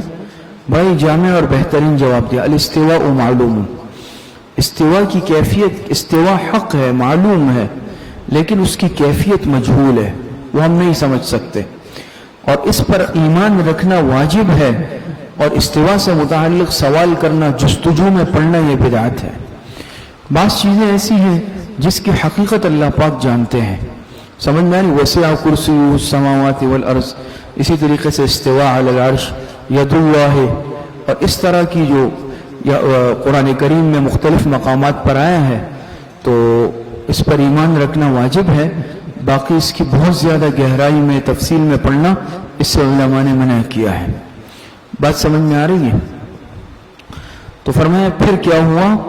ثم استوى علی العرش، پھر اللہ پاک مستوی ہوا عرش پر. یغشی اللیل النہار یطلبہ حثیثا والشمس والقمر والنجوم مسخرات بامرہ. فرماتے ہیں یغشی اللیل والنہار، فرماتے ہیں رات سے دن کو پکڑ لیتی ہے. یغشی اللیل النہار، پھر مستوی ہوا عرش پر. یغشی اللیل، چھپا دیتا ہے رات سے دن کو. سمجھ میں آ رہی؟ یغشی اللیل النہار، چھپا لیتا ہے، ڈھانپ لیتا ہے. اللیل ای باللیل النہار، چھپا دیتا ہے رات سے دن کو، یعنی اللہ پاک. یطلبہ حثیثا، سمجھ میں آ رہی ہے؟ پکڑ لیتی ہے اس کو جلدی. رات دن کو کیا کر لیتی ہے؟ پکڑ لیتی ہے. حثیثا ای طلبا، جلدی سے. دیکھیں نا، رات جاتی ہے دن آتا ہے، دن جاتا ہے رات آتی ہے، یہ سلسلہ چل رہا ہے. رات کا اندھیرا چلے جاتا ہے، دن کی روشنی آ جاتی ہے. مغرب کے وقت کیا ہے؟ دن کی روشنی چلی جاتی ہے، رات کا اندھیرا آتا ہے. تو ایک جاتا ہے دوسرا آتا ہے، دوسرا جاتا ہے پہلا آتا ہے.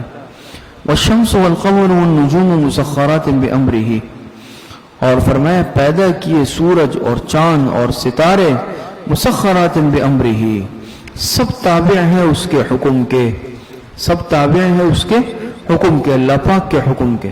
یہ سورج ہے، یہ چاند ہے، یہ ستارے ہیں، سب اللہ پاک کے حکم کے محتاج، اللہ پاک کے حکم کے تابع ہیں.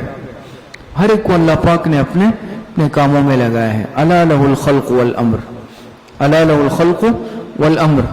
اور فرمایا خبردار اسی کا کام ہے پیدا کرنا اور حکم دینا. ایک ہے خلق، ایک ہے امر. یہ آداب لسانی ہے. فرمایا الا لہ الخلق والامر. خلق کہتے ہیں تخلیق کو، پیدائش کو. اللہ پاک نے ہر چیز کی تخلیق فرمائی نا. اور پھر حکم تشریعی یا حکم تکوینی دینا، یہ امر کہلاتا ہے. سمجھ میں آ رہی ہے؟ پیدا کرنا، تخلیق کرنا، یہ خلق کہلاتا ہے، کسی چیز کو پیدا کرنا. اور پھر ہر چیز کو اس کے مناسب حکم دینا، حکم تشریعی ہو یا حکم تکوینی ہو، اس کو امر کہا جاتا ہے۔ تو یہ دونوں اللہ ہی کے لیے خاص ہے۔ فرمایا الا لہ الخلق والامر، خبردار اسی کا کام ہے پیدا کرنا بھی اور حکم دینا بھی۔ تبارک اللہ، فرمایا بڑی بابرکت ہے اللہ پاک کی ذات رب العالمین، جو رب ہے سارے جہاں کا۔ آگے فرمایا ادعوا ربکم تضرعا وخفیا، یہاں سے فرماتے ہیں یہ آداب لسانی یہاں سے، ہاں ادعوا ربکم تضرعا وخفیا، آداب لسانی یہاں سے۔ تو فرمایا کہ پکارو، لہذا پکارو اپنے رب کو تضرعا وخفیتا، گڑ گڑا کر اور چھپ کے، چھپ کے گڑ گڑا کر اور چھپ کے۔ جب خلق بھی اللہ کے لیے، امر بھی اللہ کے لیے، سمجھ میں آ رہی ہے؟ تو وہی ذات عبادت کے لائق ہے، وہی ذات پکارے جانے کے لائق ہے۔ بات سمجھ میں آ رہی ہے؟ تو آداب لسانی بتائیں کہ آداب لسانی کیا ہے اللہ پاک کو پکارنے کے۔ ایک یہ ہے کہ گڑ گڑا کر عاجزی کے ساتھ انسان دعا مانگے، اور دوسرا یہ ہے کہ خفیتاً، چھپ کے۔ اس سے معلوم ہوا، علماء نے لکھا، مفسرین نے، کہ دعا میں اصل اخفا ہے، کہ دعا میں کیا ہے؟ دعا میں اصل اخفا ہے۔ اور اسی لیے مفسرین نے لکھا کہ یہی جو ہے سلف کا معمول تھا، ہمارے اکابر علماء دیوبند کا بھی دعا میں اخفا کا معمول تھا۔ بات سمجھ میں آ رہی ہے؟ ہاں، بعض کسی خاص ضرورت کی وجہ سے یا خاص موقع کی مناسبت کی وجہ سے جہر بھی ہو سکتا ہے، لیکن دعا میں اصل جو ہے، اصل کیا ہے؟ اخفا ہے، کہ انسان دعا مانگے عاجزی کے ساتھ، گڑ گڑا کر اور چھپ کے۔ بات سمجھ میں؟ انہ لا يحب المعتدین، بے شک اللہ پاک پسند نہیں کرتا حد سے بڑھنے والوں کو۔ اس لیے لکھا ہے کہ دعا میں حد ادب سے نہ بڑھے، اس طرح کرنا کہ چیخ و پکار ہو جائے، حدود سے تجاوز کر لے، یہ منع ہے۔ آگے فرمائیں وَلَا تُفْسِدُوا فِي الْأَرْضِ بَعْدَ إِصْلَاحِهَا، وَلَا تُفْسِدُوا فِي الْأَرْضِ بَعْدَ إِصْلَاحِهَا، اور فرماتے ہیں نہ فساد برپا کرو زمین میں اس کی اصلاح کے بعد۔ سمجھ میں؟ ای وَلَا تُفْسِدُوا فِي الْأَرْضِ بِالشِّرْكِ، یہاں پر فساد سے مراد فساد بالشرک ہے، شرک کا فساد مراد ہے۔ بات سمجھ میں آ رہی ہے؟ اور شرک سے بڑا فساد دنیا میں کوئی نہیں، ان الشرک لظلم عظیم۔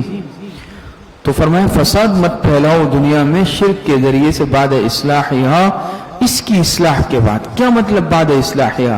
ای ببعث الرسل، ببعث الرسل، اللہ پاک نے انبیاء کا سلسلہ چلایا، پیغمبروں کو بھیجا تاکہ دنیا سے شرک ختم ہو جائے۔ سمجھ میں آ رہی؟ تو بعد اصلاح کا کیا مطلب ہے؟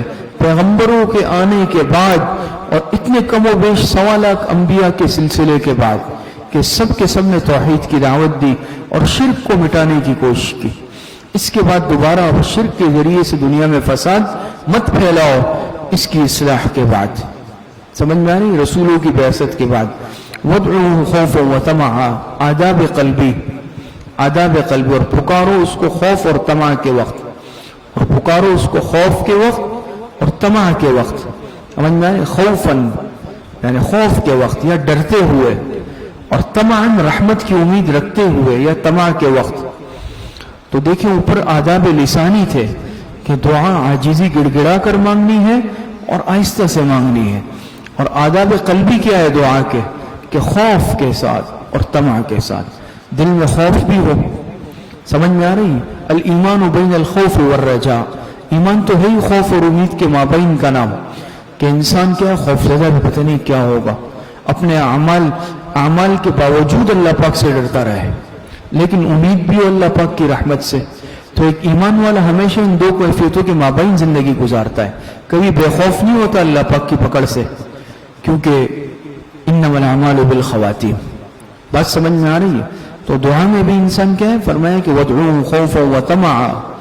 تو ایک معنی تو یہ ہے کہ پکارو اس کو خوف اور طمع کے وقت، دوسرا معنی یہ ہے کہ اس کی عبادت کرو اس سے ڈرتے ہوئے اور رحمت کی امید رکھتے ہوئے، کہ انسان عمل بھی کرے لیکن اللہ پاک سے ڈرے بھی کہ کہیں محروم نہ کر دیا جاؤں، اور امید بھی رکھے اللہ پاک کی ذات سے۔ امید ہے، بڑی مہربان ذات ہے۔ بات سمجھ میں آ رہی؟ ان رحمت اللہ قریب من المحسنین، کہ بے شک اللہ پاک کی رحمت قریب ہے محسنین ای مخلصین، مخلصین سے۔ سمجھ میں آ رہی ہے؟ محسنین یعنی مخلصین سے اللہ پاک کی رحمت کیا ہے؟ قریب ہے. وَهُوَ الَّذِي يُرْسِلُ الرِّيَاحَ بُشْرًا بَيْنَ يَدَيْ رَحْمَتِهِ.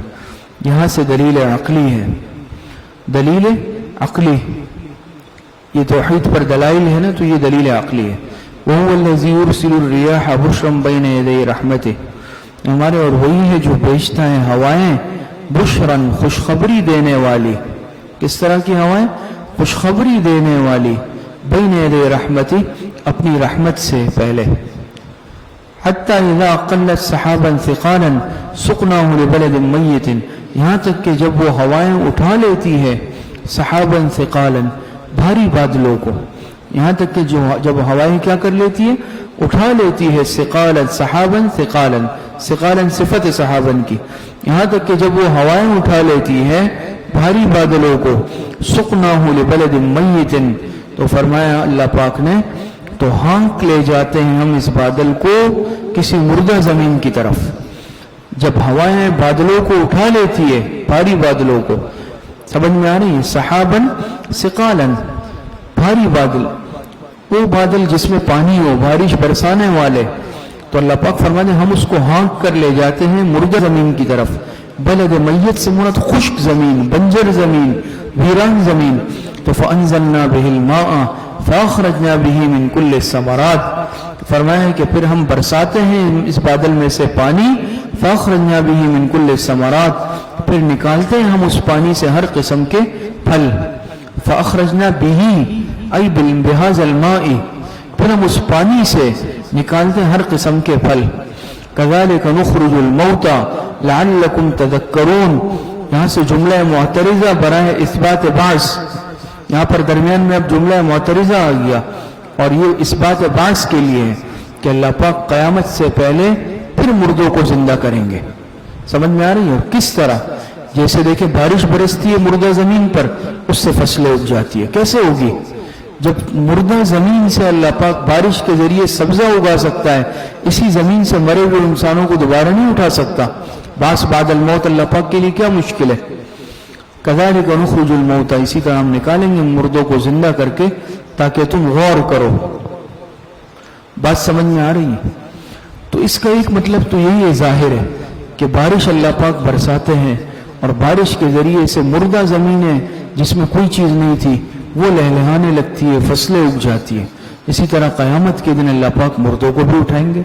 اور مفسرین نے اس کا ایک مطلب یہ بھی لکھا ہے کہ اسی طریقے سے اللہ پاک انبیاء اکرام کو انبیاء کا سلسلہ بھیجتے ہیں، اور وہ لوگ، وہ معاشرہ جو جہالت اور شرک کے موت مر چکا ہوتا ہے.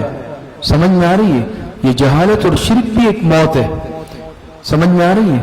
جو جہالت اور شرک کی وجہ سے روحانی موت مر چکے ہوتے ہیں، ایمان کی بدولت اللہ پاک دوبارہ زندہ کر دیتے ہیں.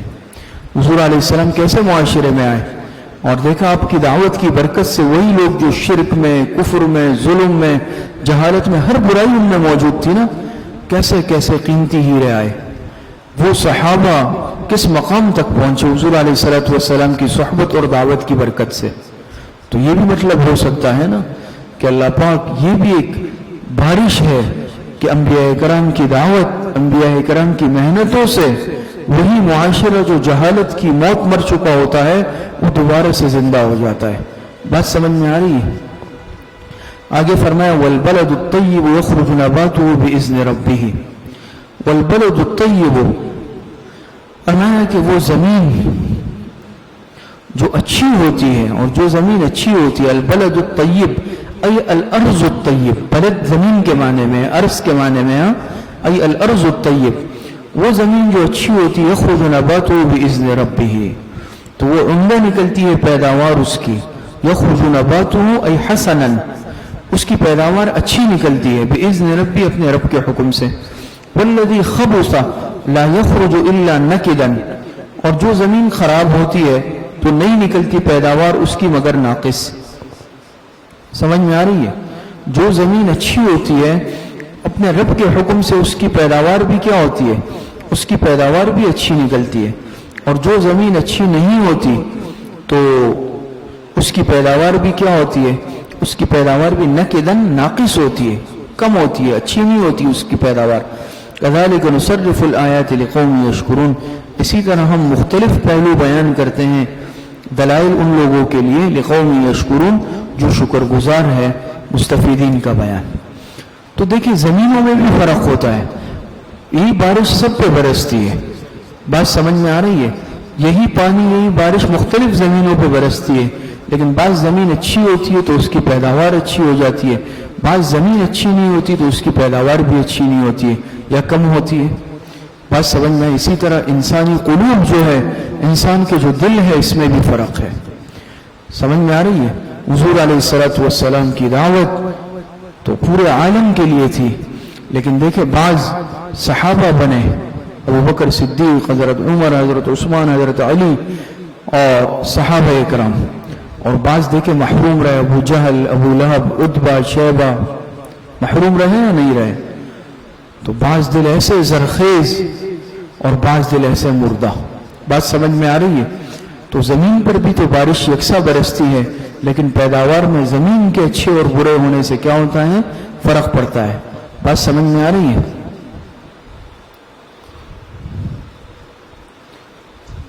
مشہور شعر ہے نا، بارا کے در لطافت طبعش خلاف نیست، در باغ لال روید و در شور بوم و خس، سمجھ میں آ رہی ہے؟ بارا کے در لطافت طبعش خلاف نیست، در باغ لال روید و در شور بوم و خس، بارش تو یکساں برستی ہے ہر زمین پر، سمجھ میں آ رہی ہے؟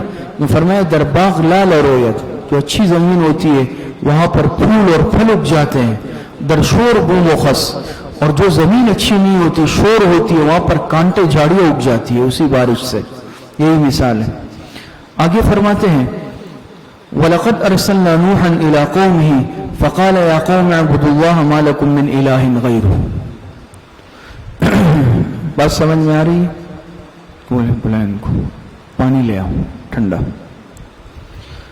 لَقَدْ أَرْسَلْنَا نُوحًا إِلَىٰ قَوْمِهِ فَقَالَ يَا قَوْمِ اعْبُدُوا اللَّهَ مَا لَكُم مِّنْ إِلَٰهٍ غَيْرُهُ۔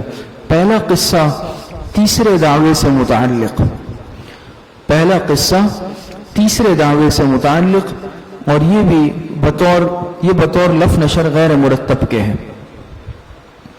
پہلا قصہ ہے لیکن تیسرے دعوے سے متعلق ہے۔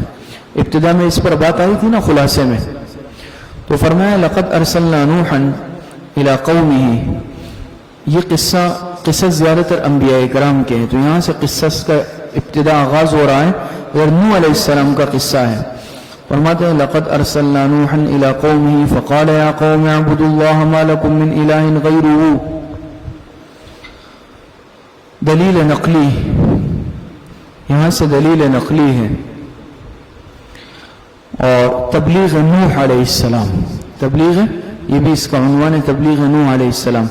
لقد ارسلنا نوحا، بے شک بھیجا ہم نے نوح علیہ السلام کو اس کے قوم کی طرف، فقال یا قوم اعبدوا اللہ، تبلیغ نوح، پس اس نے فرمایا اے میری قوم عبادت کرو تم اللہ پاک کی، ما لکم من الہ غیرہ، سمجھ میں نہیں ہے تمہارے لیے کوئی معبود اللہ کے سوا۔ نوح علیہ السلام کی تبلیغ، بات سمجھ میں آ رہی ہے؟ تو حضرت آدم علیہ السلام کے بعد پھر جو جلیل القدر پیغمبر آئے ہیں،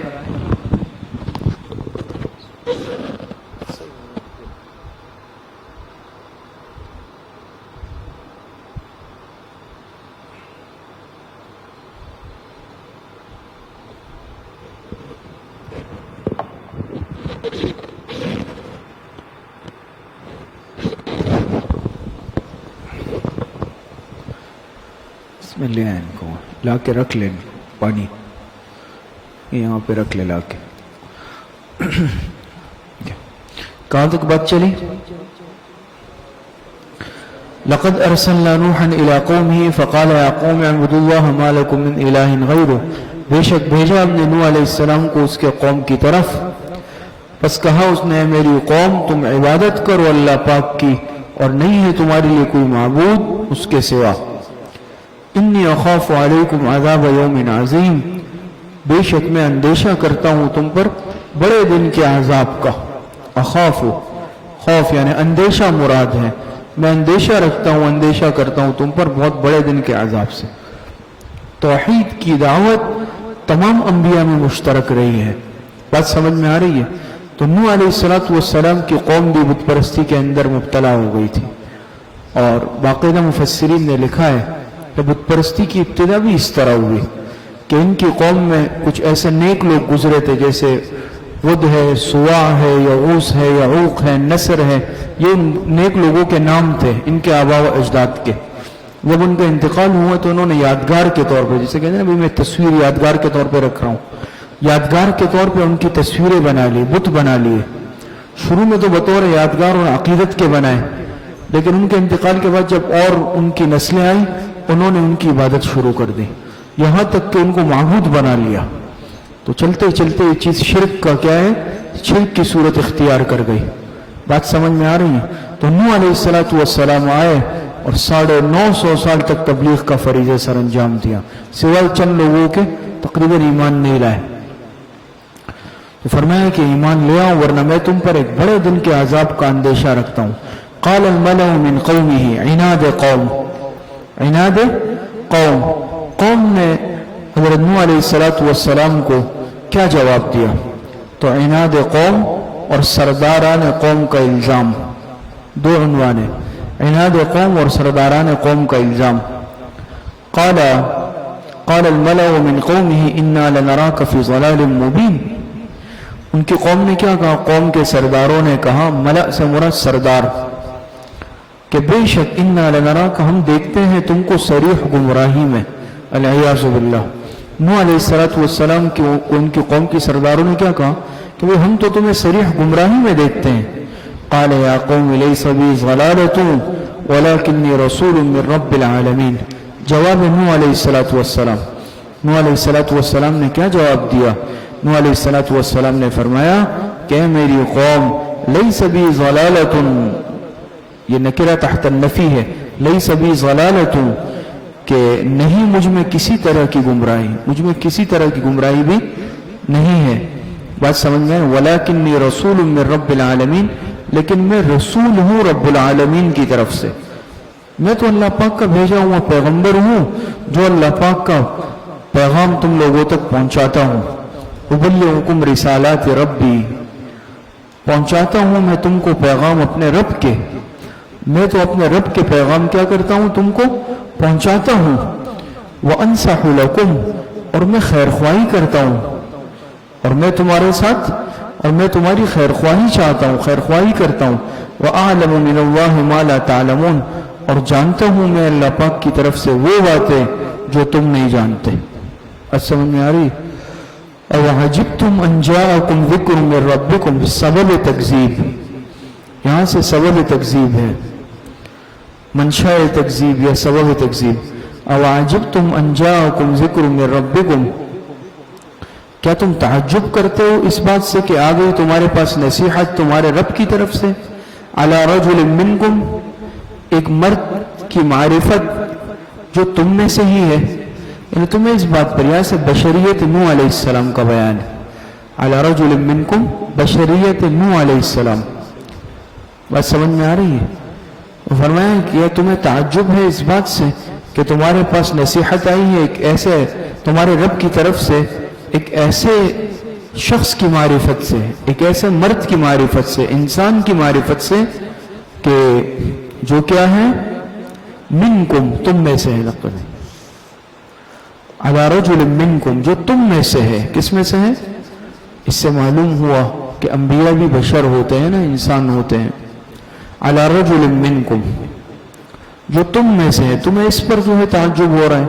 लियुनज़िरकुम, ताकि वो डराए तुमको, वलितत्तकू, और ताकि तुम परहेजगार बनो, वलअल्लकुम तुरहमून, और ताकि तुम पर रहम किया जाए, और ताकि तुम पर क्या किया जाए, और ताकि तुम पर रहम किया जाए। समझिए मकसद बिअसत ये है। यानी फकज़्ज़बूहु फअनजयनाहु वल्लज़ीना, समरा इत्तिबा, यहाँ से समरा इत्तिबा है। फरमाते फकज़्ज़बूहु, लेकिन झुटलाया उन्होंने, नूह अलैहिस्सलाम को झुटला दिया। फअनजयनाहु, तो फिर क्या हुआ? समरा इत्तिबा। फअनजयनाहु वल्लज़ीना माअहु, निजात दी हमने नूह अलैहिस्सलाम को, वल्लज़ीना माअहु, اور ان کو جو ان کے ساتھ تھے. تقریباً 80 مرد و زن ایمان لائے. کتنے؟ 80 تھے مرد اور عورتیں. تو اللہ پاک فرماتے ہیں کہ ہم نے نوح علیہ السلام کو اور جو ان پر ایمان لائے تھے ان کو نجات دی. باقی سب کے سب جو ہے طوفان میں غرق ہو گئے, ڈوب گئے. خود آپ کو معلوم ہے حضرت نوح علیہ السلام کے بیٹے بھی نہیں بچ سکے. بات سمجھ میں آ رہی ہے؟ تو فرمایا فَكَذَّبُوهُ فَأَنْجَيْنَاهُ, پس جھٹلایا انہوں نے نوح علیہ السلام کو تو ہم نے نجات دی نوح علیہ السلام کو. یہ ثمرہ اتباع ہے. وَالَّذِينَ مَعَهُ, اور جو ان کے ساتھ تھے, فِي الْفُلْكِ, کشتی میں. کس میں تھے؟ کشتی میں. وَأَغْرَقْنَا الَّذِينَ كَذَّبُوا بِآيَاتِنَا, انجام عناد کیا ہے؟ وَأَغْرَقْنَا الَّذِينَ كَذَّبُوا بِآيَاتِنَا, یہاں سے کیا ہے؟ انجام عناد. تو فرمایا وَأَغْرَقْنَا الَّذِينَ كَذَّبُوا بِآيَاتِنَا, اور ہم نے غرق کر دیا ان لوگوں کو جو جھٹلاتے تھے ہماری آیتوں کو. انہم کانوا قوما عمین, بے شک وہ لوگ اندھے تھے. ای عمین عن البصیرۃ, سمجھ میں آ رہی ہے؟ تو ان کو تو اللہ پاک نے ایک زبردست طوفان نوح, دوسری جگہوں پر اس کی تفصیل ہے, یہاں تفصیل کی ضرورت نہیں ہے, کہ ایسا ایک عظیم الشان طوفان آیا سیلاب میں, پوری زمین اس میں ڈوب گئی تھی. حضرت نوح علیہ السلام نے اللہ پاک کے حکم سے کشتی تیار کی نا, اور جب تیار کر رہے تھے تو کسی طوفان کے آثار ہی نہیں تھے. وہ لوگ مذاق اڑاتے تھے. دوسری جگہ پر ہے نا, جب سردار گزرتے رہے ان کو دیکھو یہ خشکی پہ کشتی چلائیں گے, مذاق اڑاتے تھے. لیکن بالآخر جب اللہ پاک کے حکم سے آسمان سے پانی برسا, زمین نے اپنا پانی نیچے سے نکالا, سمجھ میں, حتی اذا جاء امرنا وفارت النور, نیچے سے بھی پانی ابلنے لگا, اوپر سے بھی پانی آیا, زبردست طوفان آیا. صرف حضرت نوح علیہ السلام اور ان کے ساتھ جو مرد و زن تھے, اور اللہ پاک کے حکم سے جانوروں کے ہر جوڑے کو لیا, اللہ پاک نے ان کو بچایا. باقی کوئی بھی زمین پر نہیں بچ سکا. یہاں تک کہ حضرت نوح علیہ السلام کے جو بیٹے تھے, انہوں نے ان کو بھی بہت پکارا. انہوں نے کہا میں پہاڑ کی چوٹی پہ چلے جاؤں گا, بچ جاؤں گا.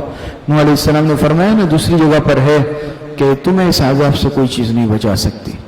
شیخ سعدی رحمۃ اللہ علیہ فرماتے ہیں نا, پسر نوح بابدا بنشست, خاندان نبوتش گم کرد. سمجھ میں آ رہی ہے؟ تو پسر نوح بابدا بنشست, بری صحبت اتنی بدترین چیز ہے.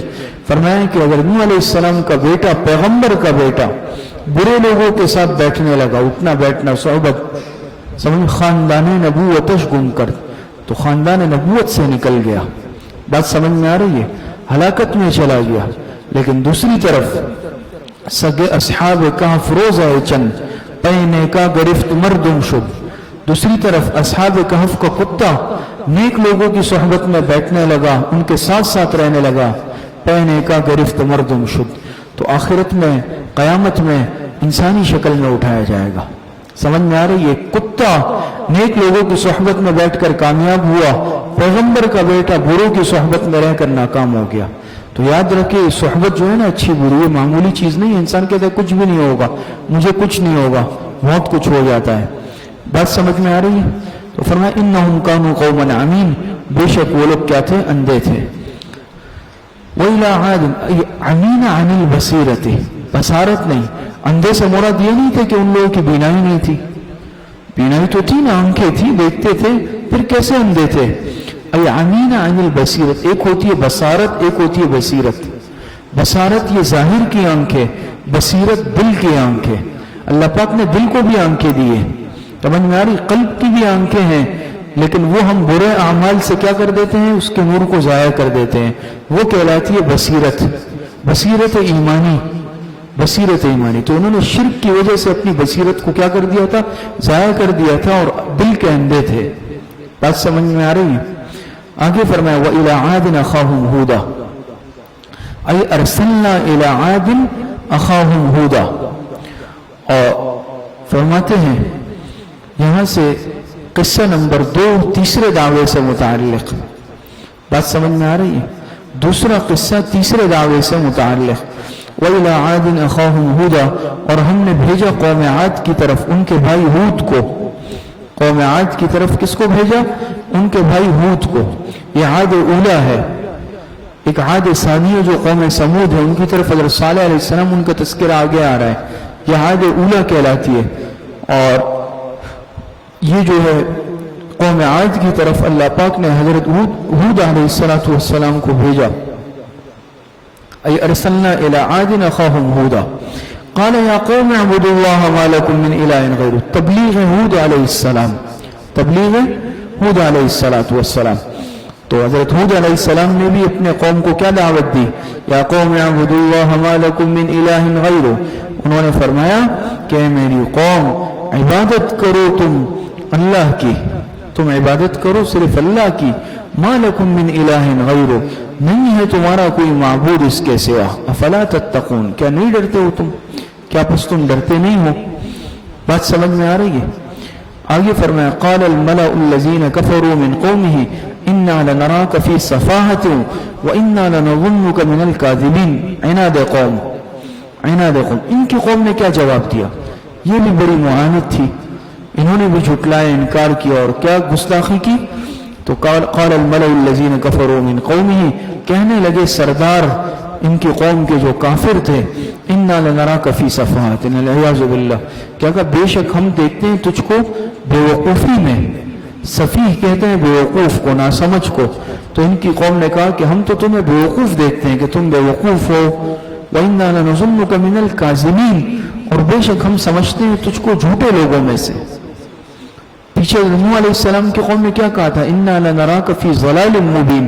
ان کی قوم نے کہا اِنَّا لَنَرَاكَ فِي صَفَاحَةٍ وَإِنَّا لَنَظُنُّكَ مِنَ الْكَاذِبِينَ، کہ ہم تو تمہیں بے وقوف سمجھتے ہیں بلکہ تم جھوٹے ہو.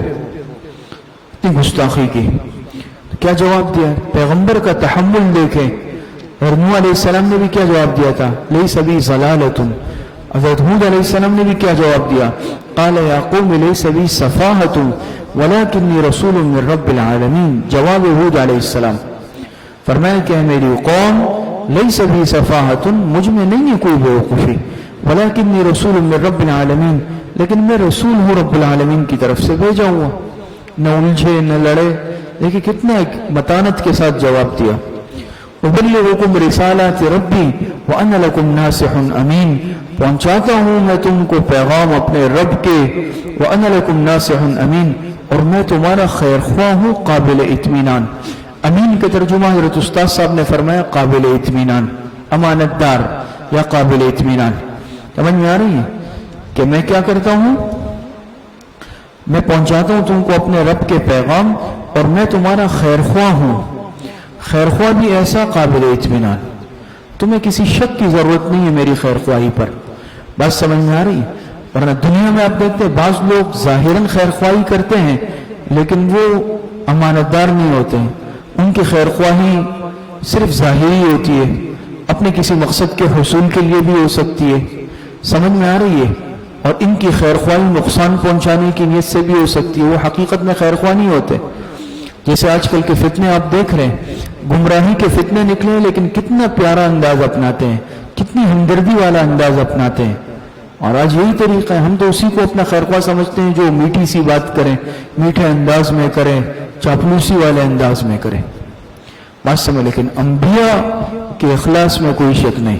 تو فرمایا کہ انی لکم انا لکم ناصح امین، میں تمہارا خیر خواہ ہوں قابل اطمینان. او عجبتم ان جاءکم ذکر من ربکم، سبب تکذیب. سبب تکذیب یہاں بھی ہے.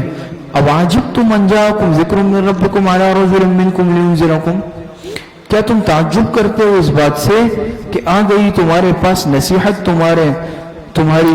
تمہارے رب کی جانب سے، علی رجل منکم، بشریت ہود علیہ السلام، بشریت ہود علیہ السلام. کیا تم اس پر تعجب کرتے ہو کہ تمہارے رب کی طرف سے نصیحت تم پر آئی، تمہاری طرف آئی ہے؟ کس کی؟ ایک ایسے مرد کی معرفت کہ جو تم میں سے ہے، جو تم میں سے ہے بشریت کے اعتبار سے. لینذرکم، تاکہ وہ ڈرائے تم کو.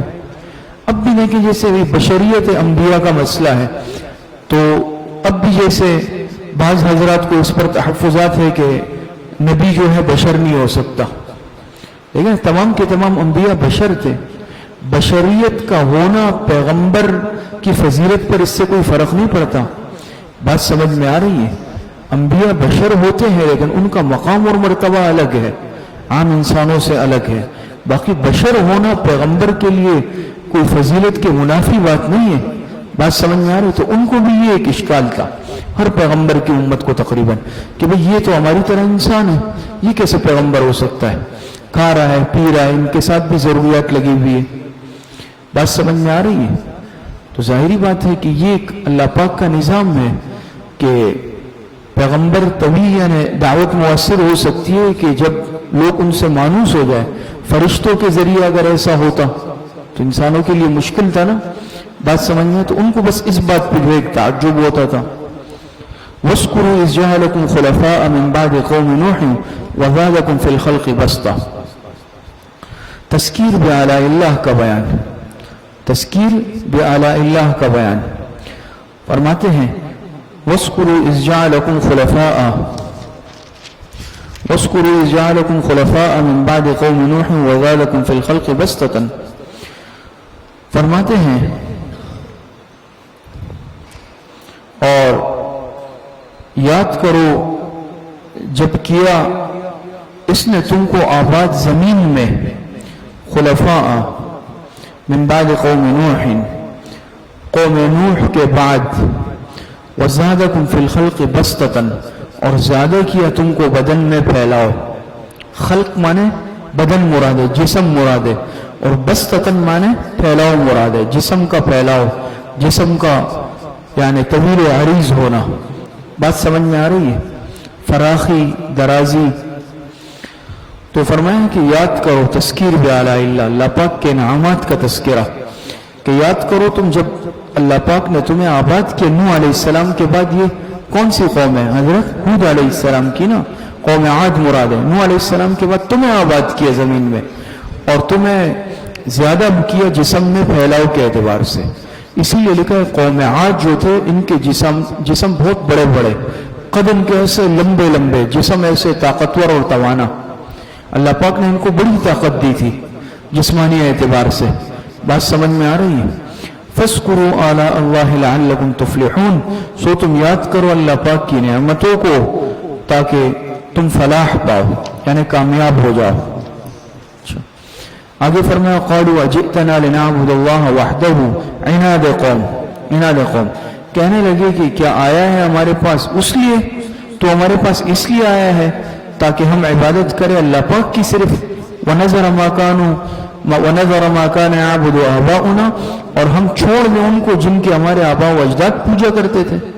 عناد قوم کیا جواب دیا کہ تو اس لیے آیا ہے کہ ہمیں صرف اللہ پاک کی عبادت پہ لگا دے، اور ہم صرف اللہ کی عبادت کریں ان بتوں کو چھوڑ کر، ان معبودان کو چھوڑ کر جن کی پوجا ہمارے باپ دادا کرتے تھے.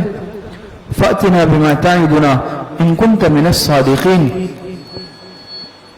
کیا کہا؟ فَأْتِنَا بِمَا تَعِدُنَا إِن كُنْتَ مِنَ الصَّادِقِينَ. بس لے آؤ ہمارے پاس اس عذاب کو جس سے تو ہمیں ڈراتا ہے اگر تو سچا ہے. ایسی بدبختی، لے آؤ عذاب، تمہیں ہمیں ڈراتا ہے تو لے آ عذاب کو. قال قد وقع علیکم من ربکم رجس وغضب. ماتے ہیں فرمائے ہود علیہ السلام نے قد وقع ای وجب علیکم، وقع ای وجب علیکم. ہود علیہ السلام نے فرمایا بلا شبہ مقرر ہو چکا ہے تم پر تمہارے رب کی جانب سے عذاب. سمجھ میں آ رہی؟ رجس ای عذاب وغضب، بے شک مقرر ہو چکا ہے تم پر تمہارے رب کی طرف سے عذاب اور غصہ اتنے ہو چکا ہے تم پر. اتجادلوننی فی اسماء سمیتموها انتم وآباؤکم ما نزل اللہ بسلطان. کیا تم جھگڑا کرتے ہو مجھ سے ایسے ناموں میں، یعنی بے حقیقت ناموں میں. اسماء سمیتموها، سمجھ میں آ رہی ہے؟ اسماء ای آلہۃ، تم مجھ سے جھگڑتے ہو. حود علیہ السلام نے فرمایا ایسے ناموں کے بارے میں جن کو رکھ لیا ہے تم نے اور تمہارے باپ دادوں نے. اس سے مراد معبودان باطلہ ہے، بس گھڑ لیے ہیں فلاں اس چیز کا معبود، فلاں اس چیز کا معبود. ما نزل اللہ بہا من سلطان، اور تم نے ان کو معبود بنا لیا ہے، تم نے اور تمہارے باپ داداؤں نے، حالانکہ اللہ پاک نے ان کے معبود ہونے پر کوئی دلیل نہیں اتاری. سمجھ میں آئے؟ سلطان سے مراد دلیل، سند، حالانکہ نہیں اتاری اللہ پاک نے ان کے معبود ہونے کے متعلق کوئی دلیل. فانتظروا، ٹھیک ہے بس، فانتظروا انی معکم من المنتظرین، اچھا تم انتظار کرو، بے شک میں بھی تمہارے ساتھ انتظار کر رہا ہوں. ٹھیک ہے، اللہ پاک کا عذاب آئے گا، انتظار کرو. فانجیناہ والذین معہ برحمت منا، اور فرمایا کہ پھر کیا کیا؟ ہم نے نجات دی، ثمرہ اتباع، آخرکار ہم نے نجات دی ہود علیہ السلام کو اور اس کے ساتھیوں کو برحمت منا اپنی رحمت سے وقطعنا دابر الذین کذبوا بآیاتنا انجام عناد وقطعنا دابر الذین کذبوا بآیاتنا وما كانوا مؤمنین، اور کاٹ دی ہم نے جڑ ان لوگوں کی جو جھٹلاتے تھے ہماری آیتوں کو، وما كانوا مؤمنین، اور نہ تھے کبھی وہ ایمان لانے والے۔ بات سمجھ میں آ رہی؟ وَإِلَى ثَمُودَ أَخَاهُمْ صَالِحًا، یہاں سے اب نیا قصہ شروع ہو رہا ہے۔ وَإِلَى ثَمُودَ أَخَاهُمْ صَالِحًا، یہ تیسرا قصہ، یہ قصہ نمبر 3 ہے، تیسرے دعوے سے متعلق ہے۔ فرماتے ہیں کہ وَإِلَى ثَمُودَ أَخَاهُمْ صَالِحًا، اور اَيْ أَرْسَلْنَا إِلَى ثَمُودَ أَخَاهُمْ صَالِحًا، اور ہم نے بھیجا قوم سمود کی طرف ان کے بھائی صالح کو۔ سمجھ میں آ رہی ہے؟ ان کے بھائی صالح کو، صالح علیہ السلام کو بھیجا۔ قال یا قوم اعبدوا اللہ، تبلیغ صالح علیہ السلام، لکھا ہے کہ حضرت صالح علیہ السلام کی جو قوم تھی، یہ حجاز اور شام کے درمیان ایک وادی ہے، وادی قرا، یہ اس میں رہتی تھی۔ بات سمجھ میں آ رہی ہے؟ اور تو وہاں پر یہ قوم رہتی تھی۔ حضرت صالح علیہ السلام کو اللہ پاک نے بھیجا اور فرمایا کہ بھیجا ہم نے ان کے بھائی صالح علیہ السلام کو ان کے قوم کی طرف۔ تو قال یا قوم اعبدوا اللہ ما لکم من الہ غیر، تبلیغ صالح علیہ السلام۔ تو انہوں نے فرمایا میری قوم عبادت کرو اللہ کی، ما لکم من الہ غیر، نہیں ہے تمہارا کوئی معبود اللہ کے سوا۔ قد جاءتکم بینۃ من ربکم، بے شک آ چکی ہے تمہارے پاس ایک واضح دلیل تمہارے رب کی طرف سے۔ کیا؟ هذه ناقۃ اللہ لکم آیۃ فذروها تاکل فی ارض اللہ، یہ اونٹنی اللہ پاک کی طرف سے اللہ کی ہے جو آیتن تمہارے لیے ایک معجزہ ہے۔ فذروها، سو اس کو چھوڑ دو، تاکل فی ارض اللہ، تاکہ کھاتی پھرے اللہ پاک کی زمین سے۔ ولا تمسوها بسوء، اور نہ ہاتھ لگاؤ اس کو برائی کے ساتھ، بری نیت سے مت دیکھنا، بری نیت سے اس کو ہاتھ بھی مت لگانا۔ فیأخذکم عذاب علیم، بس پکڑ لے گا تم کو دردناک عذاب۔ ان کی قوم نے ان سے مطالبہ کیا معجزے کا کہ جو سامنے چٹان ہے، اگر تم دعا کرو اللہ پاک سے کہ وہ اس چٹان سے اونٹنی نکال لے، سمجھ میں آ رہی؟ گابن اونٹنی، تو ہم ایمان لے آئیں گے۔ صالح علیہ السلام نے دعا مانگی تو اللہ پاک نے اس چٹان میں سے اونٹنی برآمد کی، اونٹنی نکلی اور چلتی ہوئی آئی۔ حالانکہ لیکن فرمائشی معجزے کے بعد بھی ایمان نہیں لائے، اپنی بدبختی پر اڑے رہے۔ بات سمجھ میں آ رہی؟ اور لکھا ہے وہ اونٹنی چونکہ گویا کہ ایک یعنی عام عادتاً اس کے اعتبار سے تو نہیں پیدا ہوئی تھی نا، جیسے توالد اور تناسل کا، بلکہ بطور معجزے کے اللہ پاک نے اس کو پیدا کیا تھا۔ تو اس کا قد، اس کی طاقت، اس کی حیت عام اونٹوں سے بہت زیادہ تھی، بڑی طاقتور، اونچی، اور جب یہ آتی تھی تو باقی جانور اس کو دیکھ کے بھاگ جاتے تھے، اور جب یہ پانی پینے کنویں پہ آتی سارا پانی ایک دفعہ میں پی لیتی۔ تو ان لوگوں نے منصوبہ بنایا کہ اس کو، انہوں نے منع کیا تھا کہ دیکھو یہ اللہ پاک کی طرف سے بطور معجزے کہ اس کو برائی کے ساتھ ہاتھ بھی مت لگانا، اور دوسرا خود فرمائش کی تھی۔ تو انہوں نے منصوبہ بنایا ان کو، اس کو اونٹنی کو مارنے کی، اور اس میں بدبخت تھا قدار ابن سالف، اس نے اس کی جو پیر ہے وہ کاٹ دیے تلوار سے، اونٹنی کی پونچھیں کاٹ ڈالی اور اس کو مار ڈالا، بلکہ یہاں تک کہ حضرت صالح علیہ السلام کو قتل کرنے کا، شہید کرنے کا بھی منصوبہ بنانے لگے۔ تو اللہ پاک کی طرف سے عذاب آیا۔ حضرت صالح علیہ السلام اللہ پاک کے حکم سے نکل گئے، اور ان پر آندھی آئی کئی دن رات، 7 رات 8 دن، یا اس طرح جیسے لکھا ہے برابر ان پر آندھی چلی، اور اتنی تیز آندھی کہ یہ طاقتور جسم والے تھے، ایسے اڑتے تھے اور زمین پہ گرتے تھے، اور زمین سے ٹکرا کے مر گئے۔ بات سمجھ میں آ رہی؟ اللہ پاک کا عذاب آیا۔ وہ فرمایا وَاذْكُرُوا إِذْ جَعَلَكُمْ خُلَفَاءَ مِنْ بَعْدِ عَادٍ وَبَوَّأَكُمْ فِي الْأَرْضِ تَتَّخِذُونَ مِنْ سُهُولِهَا قُصُورًا وَتَنْحِتُونَ الْجِبَالَ بُيُوتًا، تذکیر بِآلاءِ اللہ، یہاں سے تذکیر بِآلاءِ اللہ یا تذکیر انعامات۔ اور میں وَاذْكُرُوا إِذْ جَعَلَكُمْ خُلَفَاءَ مِنْ بَعْدِ، اور یاد کرو جب کیا اس نے تم کو زمین میں آباد، من بعد عاد، قوم عاد کے بعد۔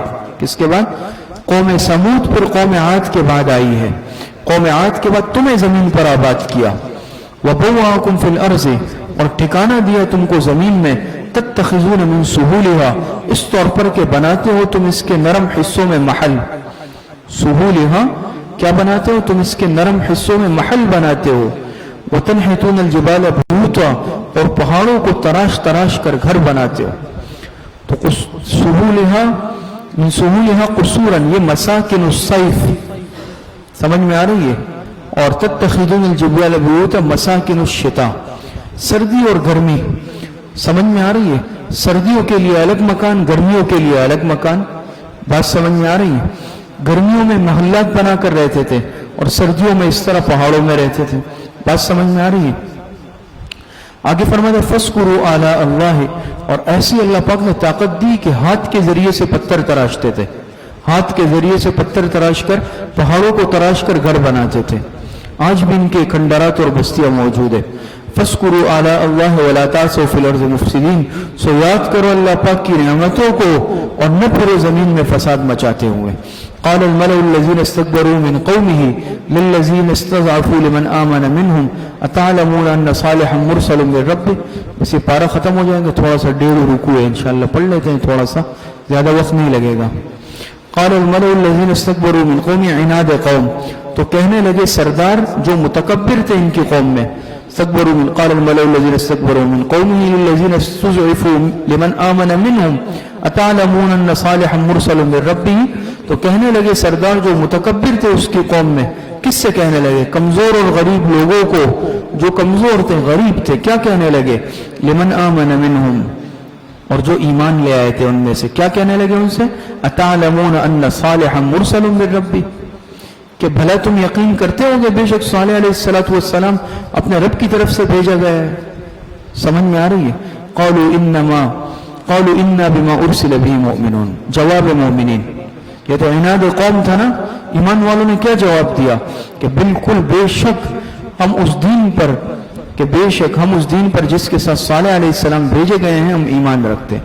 ہم تو ان پر ایمان رکھتے ہیں، پکا ایمان رکھتے ہیں. سمجھ میں آ رہی ہے. قال الذین استکبروا انا بالذی آمنتم به کافرون. عناد. جب یہ جواب سنا ایمان والوں سے تو عناد قوم. پھر کیا جواب دیا؟ کہا کہ قال الذین استکبروا، کہنے لگے وہ لوگ جو متکبر تھے، انا بالذی آمنتم به کافرون، بے شک ہم منکر ہیں اس چیز کے جس کے ساتھ تم ایمان لائے. ہم تو ایمان نہیں لاتے بھائی صالح علیہ السلام پر، سے بدبخت ہے. اور کیا کیا؟ فعقروا الناقۃ. کس نے اس میں؟ قزار ابن سالف ایک بدبخت شخص تھا. اس نے قوم کے کہنے پر اونٹنی کی پونچھے پیر کاٹ دیے. تو فعقروا الناقۃ، آخر کار انہوں نے مار ڈالا اونٹنی کو. وعتوا عن امر ربهم، اور سرکشی کی اپنے رب کے حکم سے. وقالوا یا صالح ائتنا بما تعدنا ان كنت من المرسلین، اور کہنے لگے صالح لے آ ہمارے پاس اس عذاب کو جس سے تو ہمیں ڈراتا تھا، اگر تو رسولوں میں سے لے آؤں عذاب. فاخذهم الرجفہ، دیکھیں نا، پکڑ لیا ان کو زلزلے نے. ان کو زلزلے نے کیا کر لیا؟ پکڑ لیا. فاصبحوا فی دارهم جاثمین، تو کیا تھے؟ اپنے گھروں میں اوندے پڑے رہ گئے، بالکل الٹے منہ پڑے رہ گئے، اوندے منہ. فتولى عنهم وقال يا قوم لقد ابلغتكم رسالة ربي ونصحت لكم ولكن لا تحبون الناصحين. یہ ندائے تحسر ہے. ندائے تحسر جانتے ہیں؟ بطور افسوس اور حسرت کے حضرت صالح علیہ السلام نے خطاب کیا ان کو. اور کیا کہا؟ یا قوم، اے میری قوم، لقد ابلغتکم رسالۃ ربی، تحقیق پہنچا دیا میں نے تم کو پیغام اپنے رب کا. ونصحت لکم، اور خیر خواہی کی میں نے تمہاری. ولکن لا تحبون الناصحین، مگر تم نہیں پسند کرتے تھے خیر خواہوں کو. اب جب ان پر عذاب آ گیا، مر گئے، تو حضرت صالح علیہ السلام نے کیسے خطاب کیا؟ بات سمجھ میں آ رہی؟ اس کے ایک جواب یہ دیا گیا ہے کہ جیسے حضور علیہ السلام نے میدان بدر میں جو مشرکین مارے گئے اور قلیب بدر میں ڈالے گئے تھے کنویں میں، آپ علیہ السلام تشریف لے گئے نا، ایک ایک کا نام لیا، ایک ایک کا نام لے کر پکارا. تو اسی طرح جو صالح علیہ السلام نے، بعض حضرات کہتے ہیں کہ ان سے خطاب کیا. بات سمجھ میں آ رہی ہے؟ ایک جواب اس کے ہے کہ بعض حضرات کہتے ہیں کہ یہ خطاب عذاب آنے سے قبل کا ہے. جب صالح علیہ السلام جب سمجھ گئے یہ بات نہیں مان رہے، پھر حضرت صالح علیہ السلام نے یہ بات کی. بات سمجھ میں آ رہی ہے کہ میں نے تو بھائی پیغام پہنچا دیا اور میں خیر خواہ تھا، مگر تم خیر خواہوں کو پسند نہیں کرتے، پھر چلے گئے. اور اس کا ایک جواب یہ بھی دیا گیا ہے کہ یہ عذاب کے بعد کیا لیکن بطور تحسر کے، جیسے آپ نے عنوان لکھا نداء تحسر، یہ بطور افسوس کے خطاب کیا اور صالح علیہ السلام پھر نکل گئے وہاں سے. وَلُوطًا إِذْ قَالَ لِقَوْمِهِ، تبلیغ لوط علیہ السلام. حضرت لوط علیہ السلام کا قصہ یہاں سے شروع ہو رہا ہے. قصہ نمبر 4 دوسرے دعوے سے متعلق. قصہ نمبر 4 دوسرے دعوے سے متعلق. بات سمجھ میں آ رہی ہے؟ وہ فرمایا کہ وَلُوطًا إِذْ قَالَ لِقَوْمِهِ، تبلیغ لوط علیہ السلام. یہ اہل صدوم تھے. لوط علیہ السلام آپ کو معلوم ہے حضرت ابراہیم علیہ السلام کے بھتیجے تھے نا رشتے میں. وہ فرمایا اور ہم نے لوط ارسلنا لوطا، اللہ پاک فرماتے ہم نے بھیجے لوط علیہ السلام. وَلُوطًا إِذْ قَالَ لِقَوْمِهِ أَتَأْتُونَ الْفَاحِشَةَ مَا سَبَقَكُم بِهَا مِنْ أَحَدٍ مِنَ الْعَالَمِينَ. اور ہم نے لوط علیہ السلام کو بھیجا جب انہوں نے فرمایا اپنی قوم سے کہ أَتَأْتُونَ الْفَاحِشَةَ، کہ کیا کرتے ہو تم ایسی بے حیائی کہ مَا سَبَقَكُم بِأَحَدٍ مِنَ الْعَالَمِينَ، کہ نہیں سبقت کی تم میں سے کسی نے بھی جہان والوں میں. تم وہ بے حیائی کا کام کرتے ہو کہ جو آج تک کسی نے نہیں کیا. آپ کو معلوم ہے کہ لوط علیہ السلام کی قوم خاص طور پر ایک برے عمل میں مبتلا تھی، برے فعل میں مبتلا تھی کہ اپنی خواہش جو ہے مردوں سے لڑکوں سے پورا کرتے تھے، غیر فطری طریقہ اپناتے تھے. اور اس کا آغاز اور ابتدا انہی کی قوم سے ہوئی، حضرت لوط علیہ السلام کی. شیطان نے یہ راستہ دکھایا. اور تفصیل میں آپ حضرت تفسیروں میں دیکھ لیں، زیادہ تفصیل کا موقع نہیں ہے. یہ طریقہ بھی شیطان نے سکھایا لکھا ہے. شیطان ایک خوبصورت امرد لڑکے کی شکل میں آیا اور اس طرح ان کے راستے میں ایسے لیٹ کیا اور ان کو دعوت دینے لگا گناہ کی. اس میں سے ایک نے گناہ کیا، اس کو مزہ آیا، اس نے دوسرے کو بلایا، دوسرے نے کیا کہ عادی بن گئے. پھر اتنے عادی بن گئے کہ پھر کسی کو چھوڑتے نہیں تھے. باہر سے کوئی آتا تھا تو سب کے سب اس کے پیچھے لگ جاتے تھے. بات سمجھ میں آ رہی ہے؟ یہ بات سمجھ میں آ رہی ہے؟ ہمارے استاد صاحب اسی لیے فرماتے ہیں نا کہ شیطان جو ہے نا یہ بین الاقوامی گاندو ہے، مولانا منظور رحمہ، اور یہ بھی فرماتے ہیں کہ یہ انٹرنیشنل گاندو ہے. بات سمجھ میں آ رہی ہے؟ تو یہ آپ حضرات سمجھ گئے. تو حضرت لوط علیہ السلام کی قوم نے ان کو سمجھایا انکم لتأتون الرجال، فرمایا انکم لتأتون الرجال شہوة من دون النساء، بے شک البتہ تم گرتے ہو مردوں پر شہوت رانی کی غرض سے عورتوں کو چھوڑ کر. بات سمجھ میں آ رہی ہے؟ تو حضرت مولانا منظور نعمانی صاحب دامت برکاتہم کا قول آپ حضرات نے سنا تو فرمایا کہ تم یعنی یہ عمل پورا کرتے ہو غیر فطری طریقے پر عورتوں کو چھوڑ کر. بل انتم قوم مسرفون، بلکہ تم لوگ حد سے تجاوز کرنے والے ہو. تم لوگ کیا ہو؟ حد سے تجاوز کرنے والے ہو. وما کان جواب قومی عناد قوم، اور نہ تھا جواب اس کی قوم کا مگر یہ کہ آپس میں کہنے لگے اخرجوہم من قریتکم، بجائے بات ماننے کے کیا بدبختی کی، کہا کہ اس کو اپنی بستی میں سے نکال لو، بستی میں سے نکال لو. انہم اناس یتطہرون، بے شک یہ لوگ بڑے پاک صاف بننا چاہتے ہیں. جب انہوں نے منع کیا بجائے بات ماننے کا، بھی کیا ٹھیک ہے اگر تم یعنی ہم ایسے برے لوگ ہیں، تم اچھے ہو تو پھر اچھوں کا بروں میں کیا کام، تم چلے جاؤ یہاں سے. اچھوں کا بجائے بات ماننے کے الٹا کیا کہا کہ تم ٹھیک ہے، تم بڑے نیک بنتے ہو تو نیک کا بروں میں کیا کام ہے، بھئی تم جاؤ اپنا کام کرو، ہمیں چھوڑ دو. فَأَنْجَيْنَاهُ وَأَهْلَهُ إِلَّا امْرَأَتَهُ، ثمرہ اتباع. پھر یہی وہ انجام ہوا. فَأَنْجَيْنَاهُ وَأَهْلَهُ، پس نجات دی ہم نے لوط علیہ السلام کو، وَأَهْلَهُ، اور اس کے سب متعلقین کو جو ان پر ایمان لائے تھے. سمجھ میں آ رہی ہے؟ لیکن إِلَّا امْرَأَتَهُ، سوائے اس کی بیوی کے. باقی جو لوگ نافرمانی میں برے عمل میں مبتلا تھے وہ سب عذاب کی لپیٹ میں آئے، اور ان کی اہلیہ بھی، بیوی بھی. إِلَّا امْرَأَتَهُ، اس کا نام واہلہ لکھا ہے. واہلہ مفسرین نے لکھا ہے کہ وہ جاسوسی کا کام کرتی تھی ان لوگوں کے لیے. جو باہر سے لوگ آتے تھے نا تو وہ جو برے قسم کے لوگ تھے وہ ان کو اطلاع دیتی تھی، بھئی آج فلاں آیا ہے، فلاں گیا ہے، اطلاع دیتی تھی. اور اس میں مفسرین نے اور بھی بعض مفسرین نے تفصیلات بھی لکھی ہے کہ جیسے مرد اپنی خواہش پوری کرتے تھے مردوں سے، عورتوں میں بھی یہ مرض پیدا ہو گیا تھا اور وہ عورتوں سے اپنی خواہش پوری کرتے تھے، سحاق کا عمل کرتے تھے. تو یہ اس وجہ سے تفصیلات اس کی موجود ہے. کانت من الغابرین، سو وہ پیچھے رہ جانے والوں میں سے تھی. کس میں سے تھی؟ پیچھے رہ جانے والوں میں سے. ای الباقین فی العذاب وامطرنا علیہم مطرا، انجام عناد، اور برسائی ہم نے ان پر ایک نئی طرح کی بارش. پتھروں کی بارش برسی. کس کی؟ پتھروں کی بارش اللہ پاک نے برسائی. فانظر کیف کان عاقبۃ المجرمین، سو پس دیکھا کیسا انجام ہوا ان مجرمین کا. ایک چھوٹا سا رکوع ہے، یہ پڑھ کے پارہ ختم ہو جائے گا. آگے فرماتے وَإِلَىٰ مَدْيَنَ أَخَاهُمْ شُعَيْبًا، یہاں سے حضرت شعیب علیہ السلام کا قصہ شروع ہو رہا ہے. تو یہ قصہ نمبر 5 دوسرے اور تیسرے دعوے سے متعلق، قصہ نمبر 5 دوسرے اور تیسرے دعوے سے متعلق ہے. تو یہاں سے یہ رکوع بس کل انشاءاللہ اس رکوع کو پڑھ لیں گے. وآخر دعوانا ان الحمد للہ رب العالمین.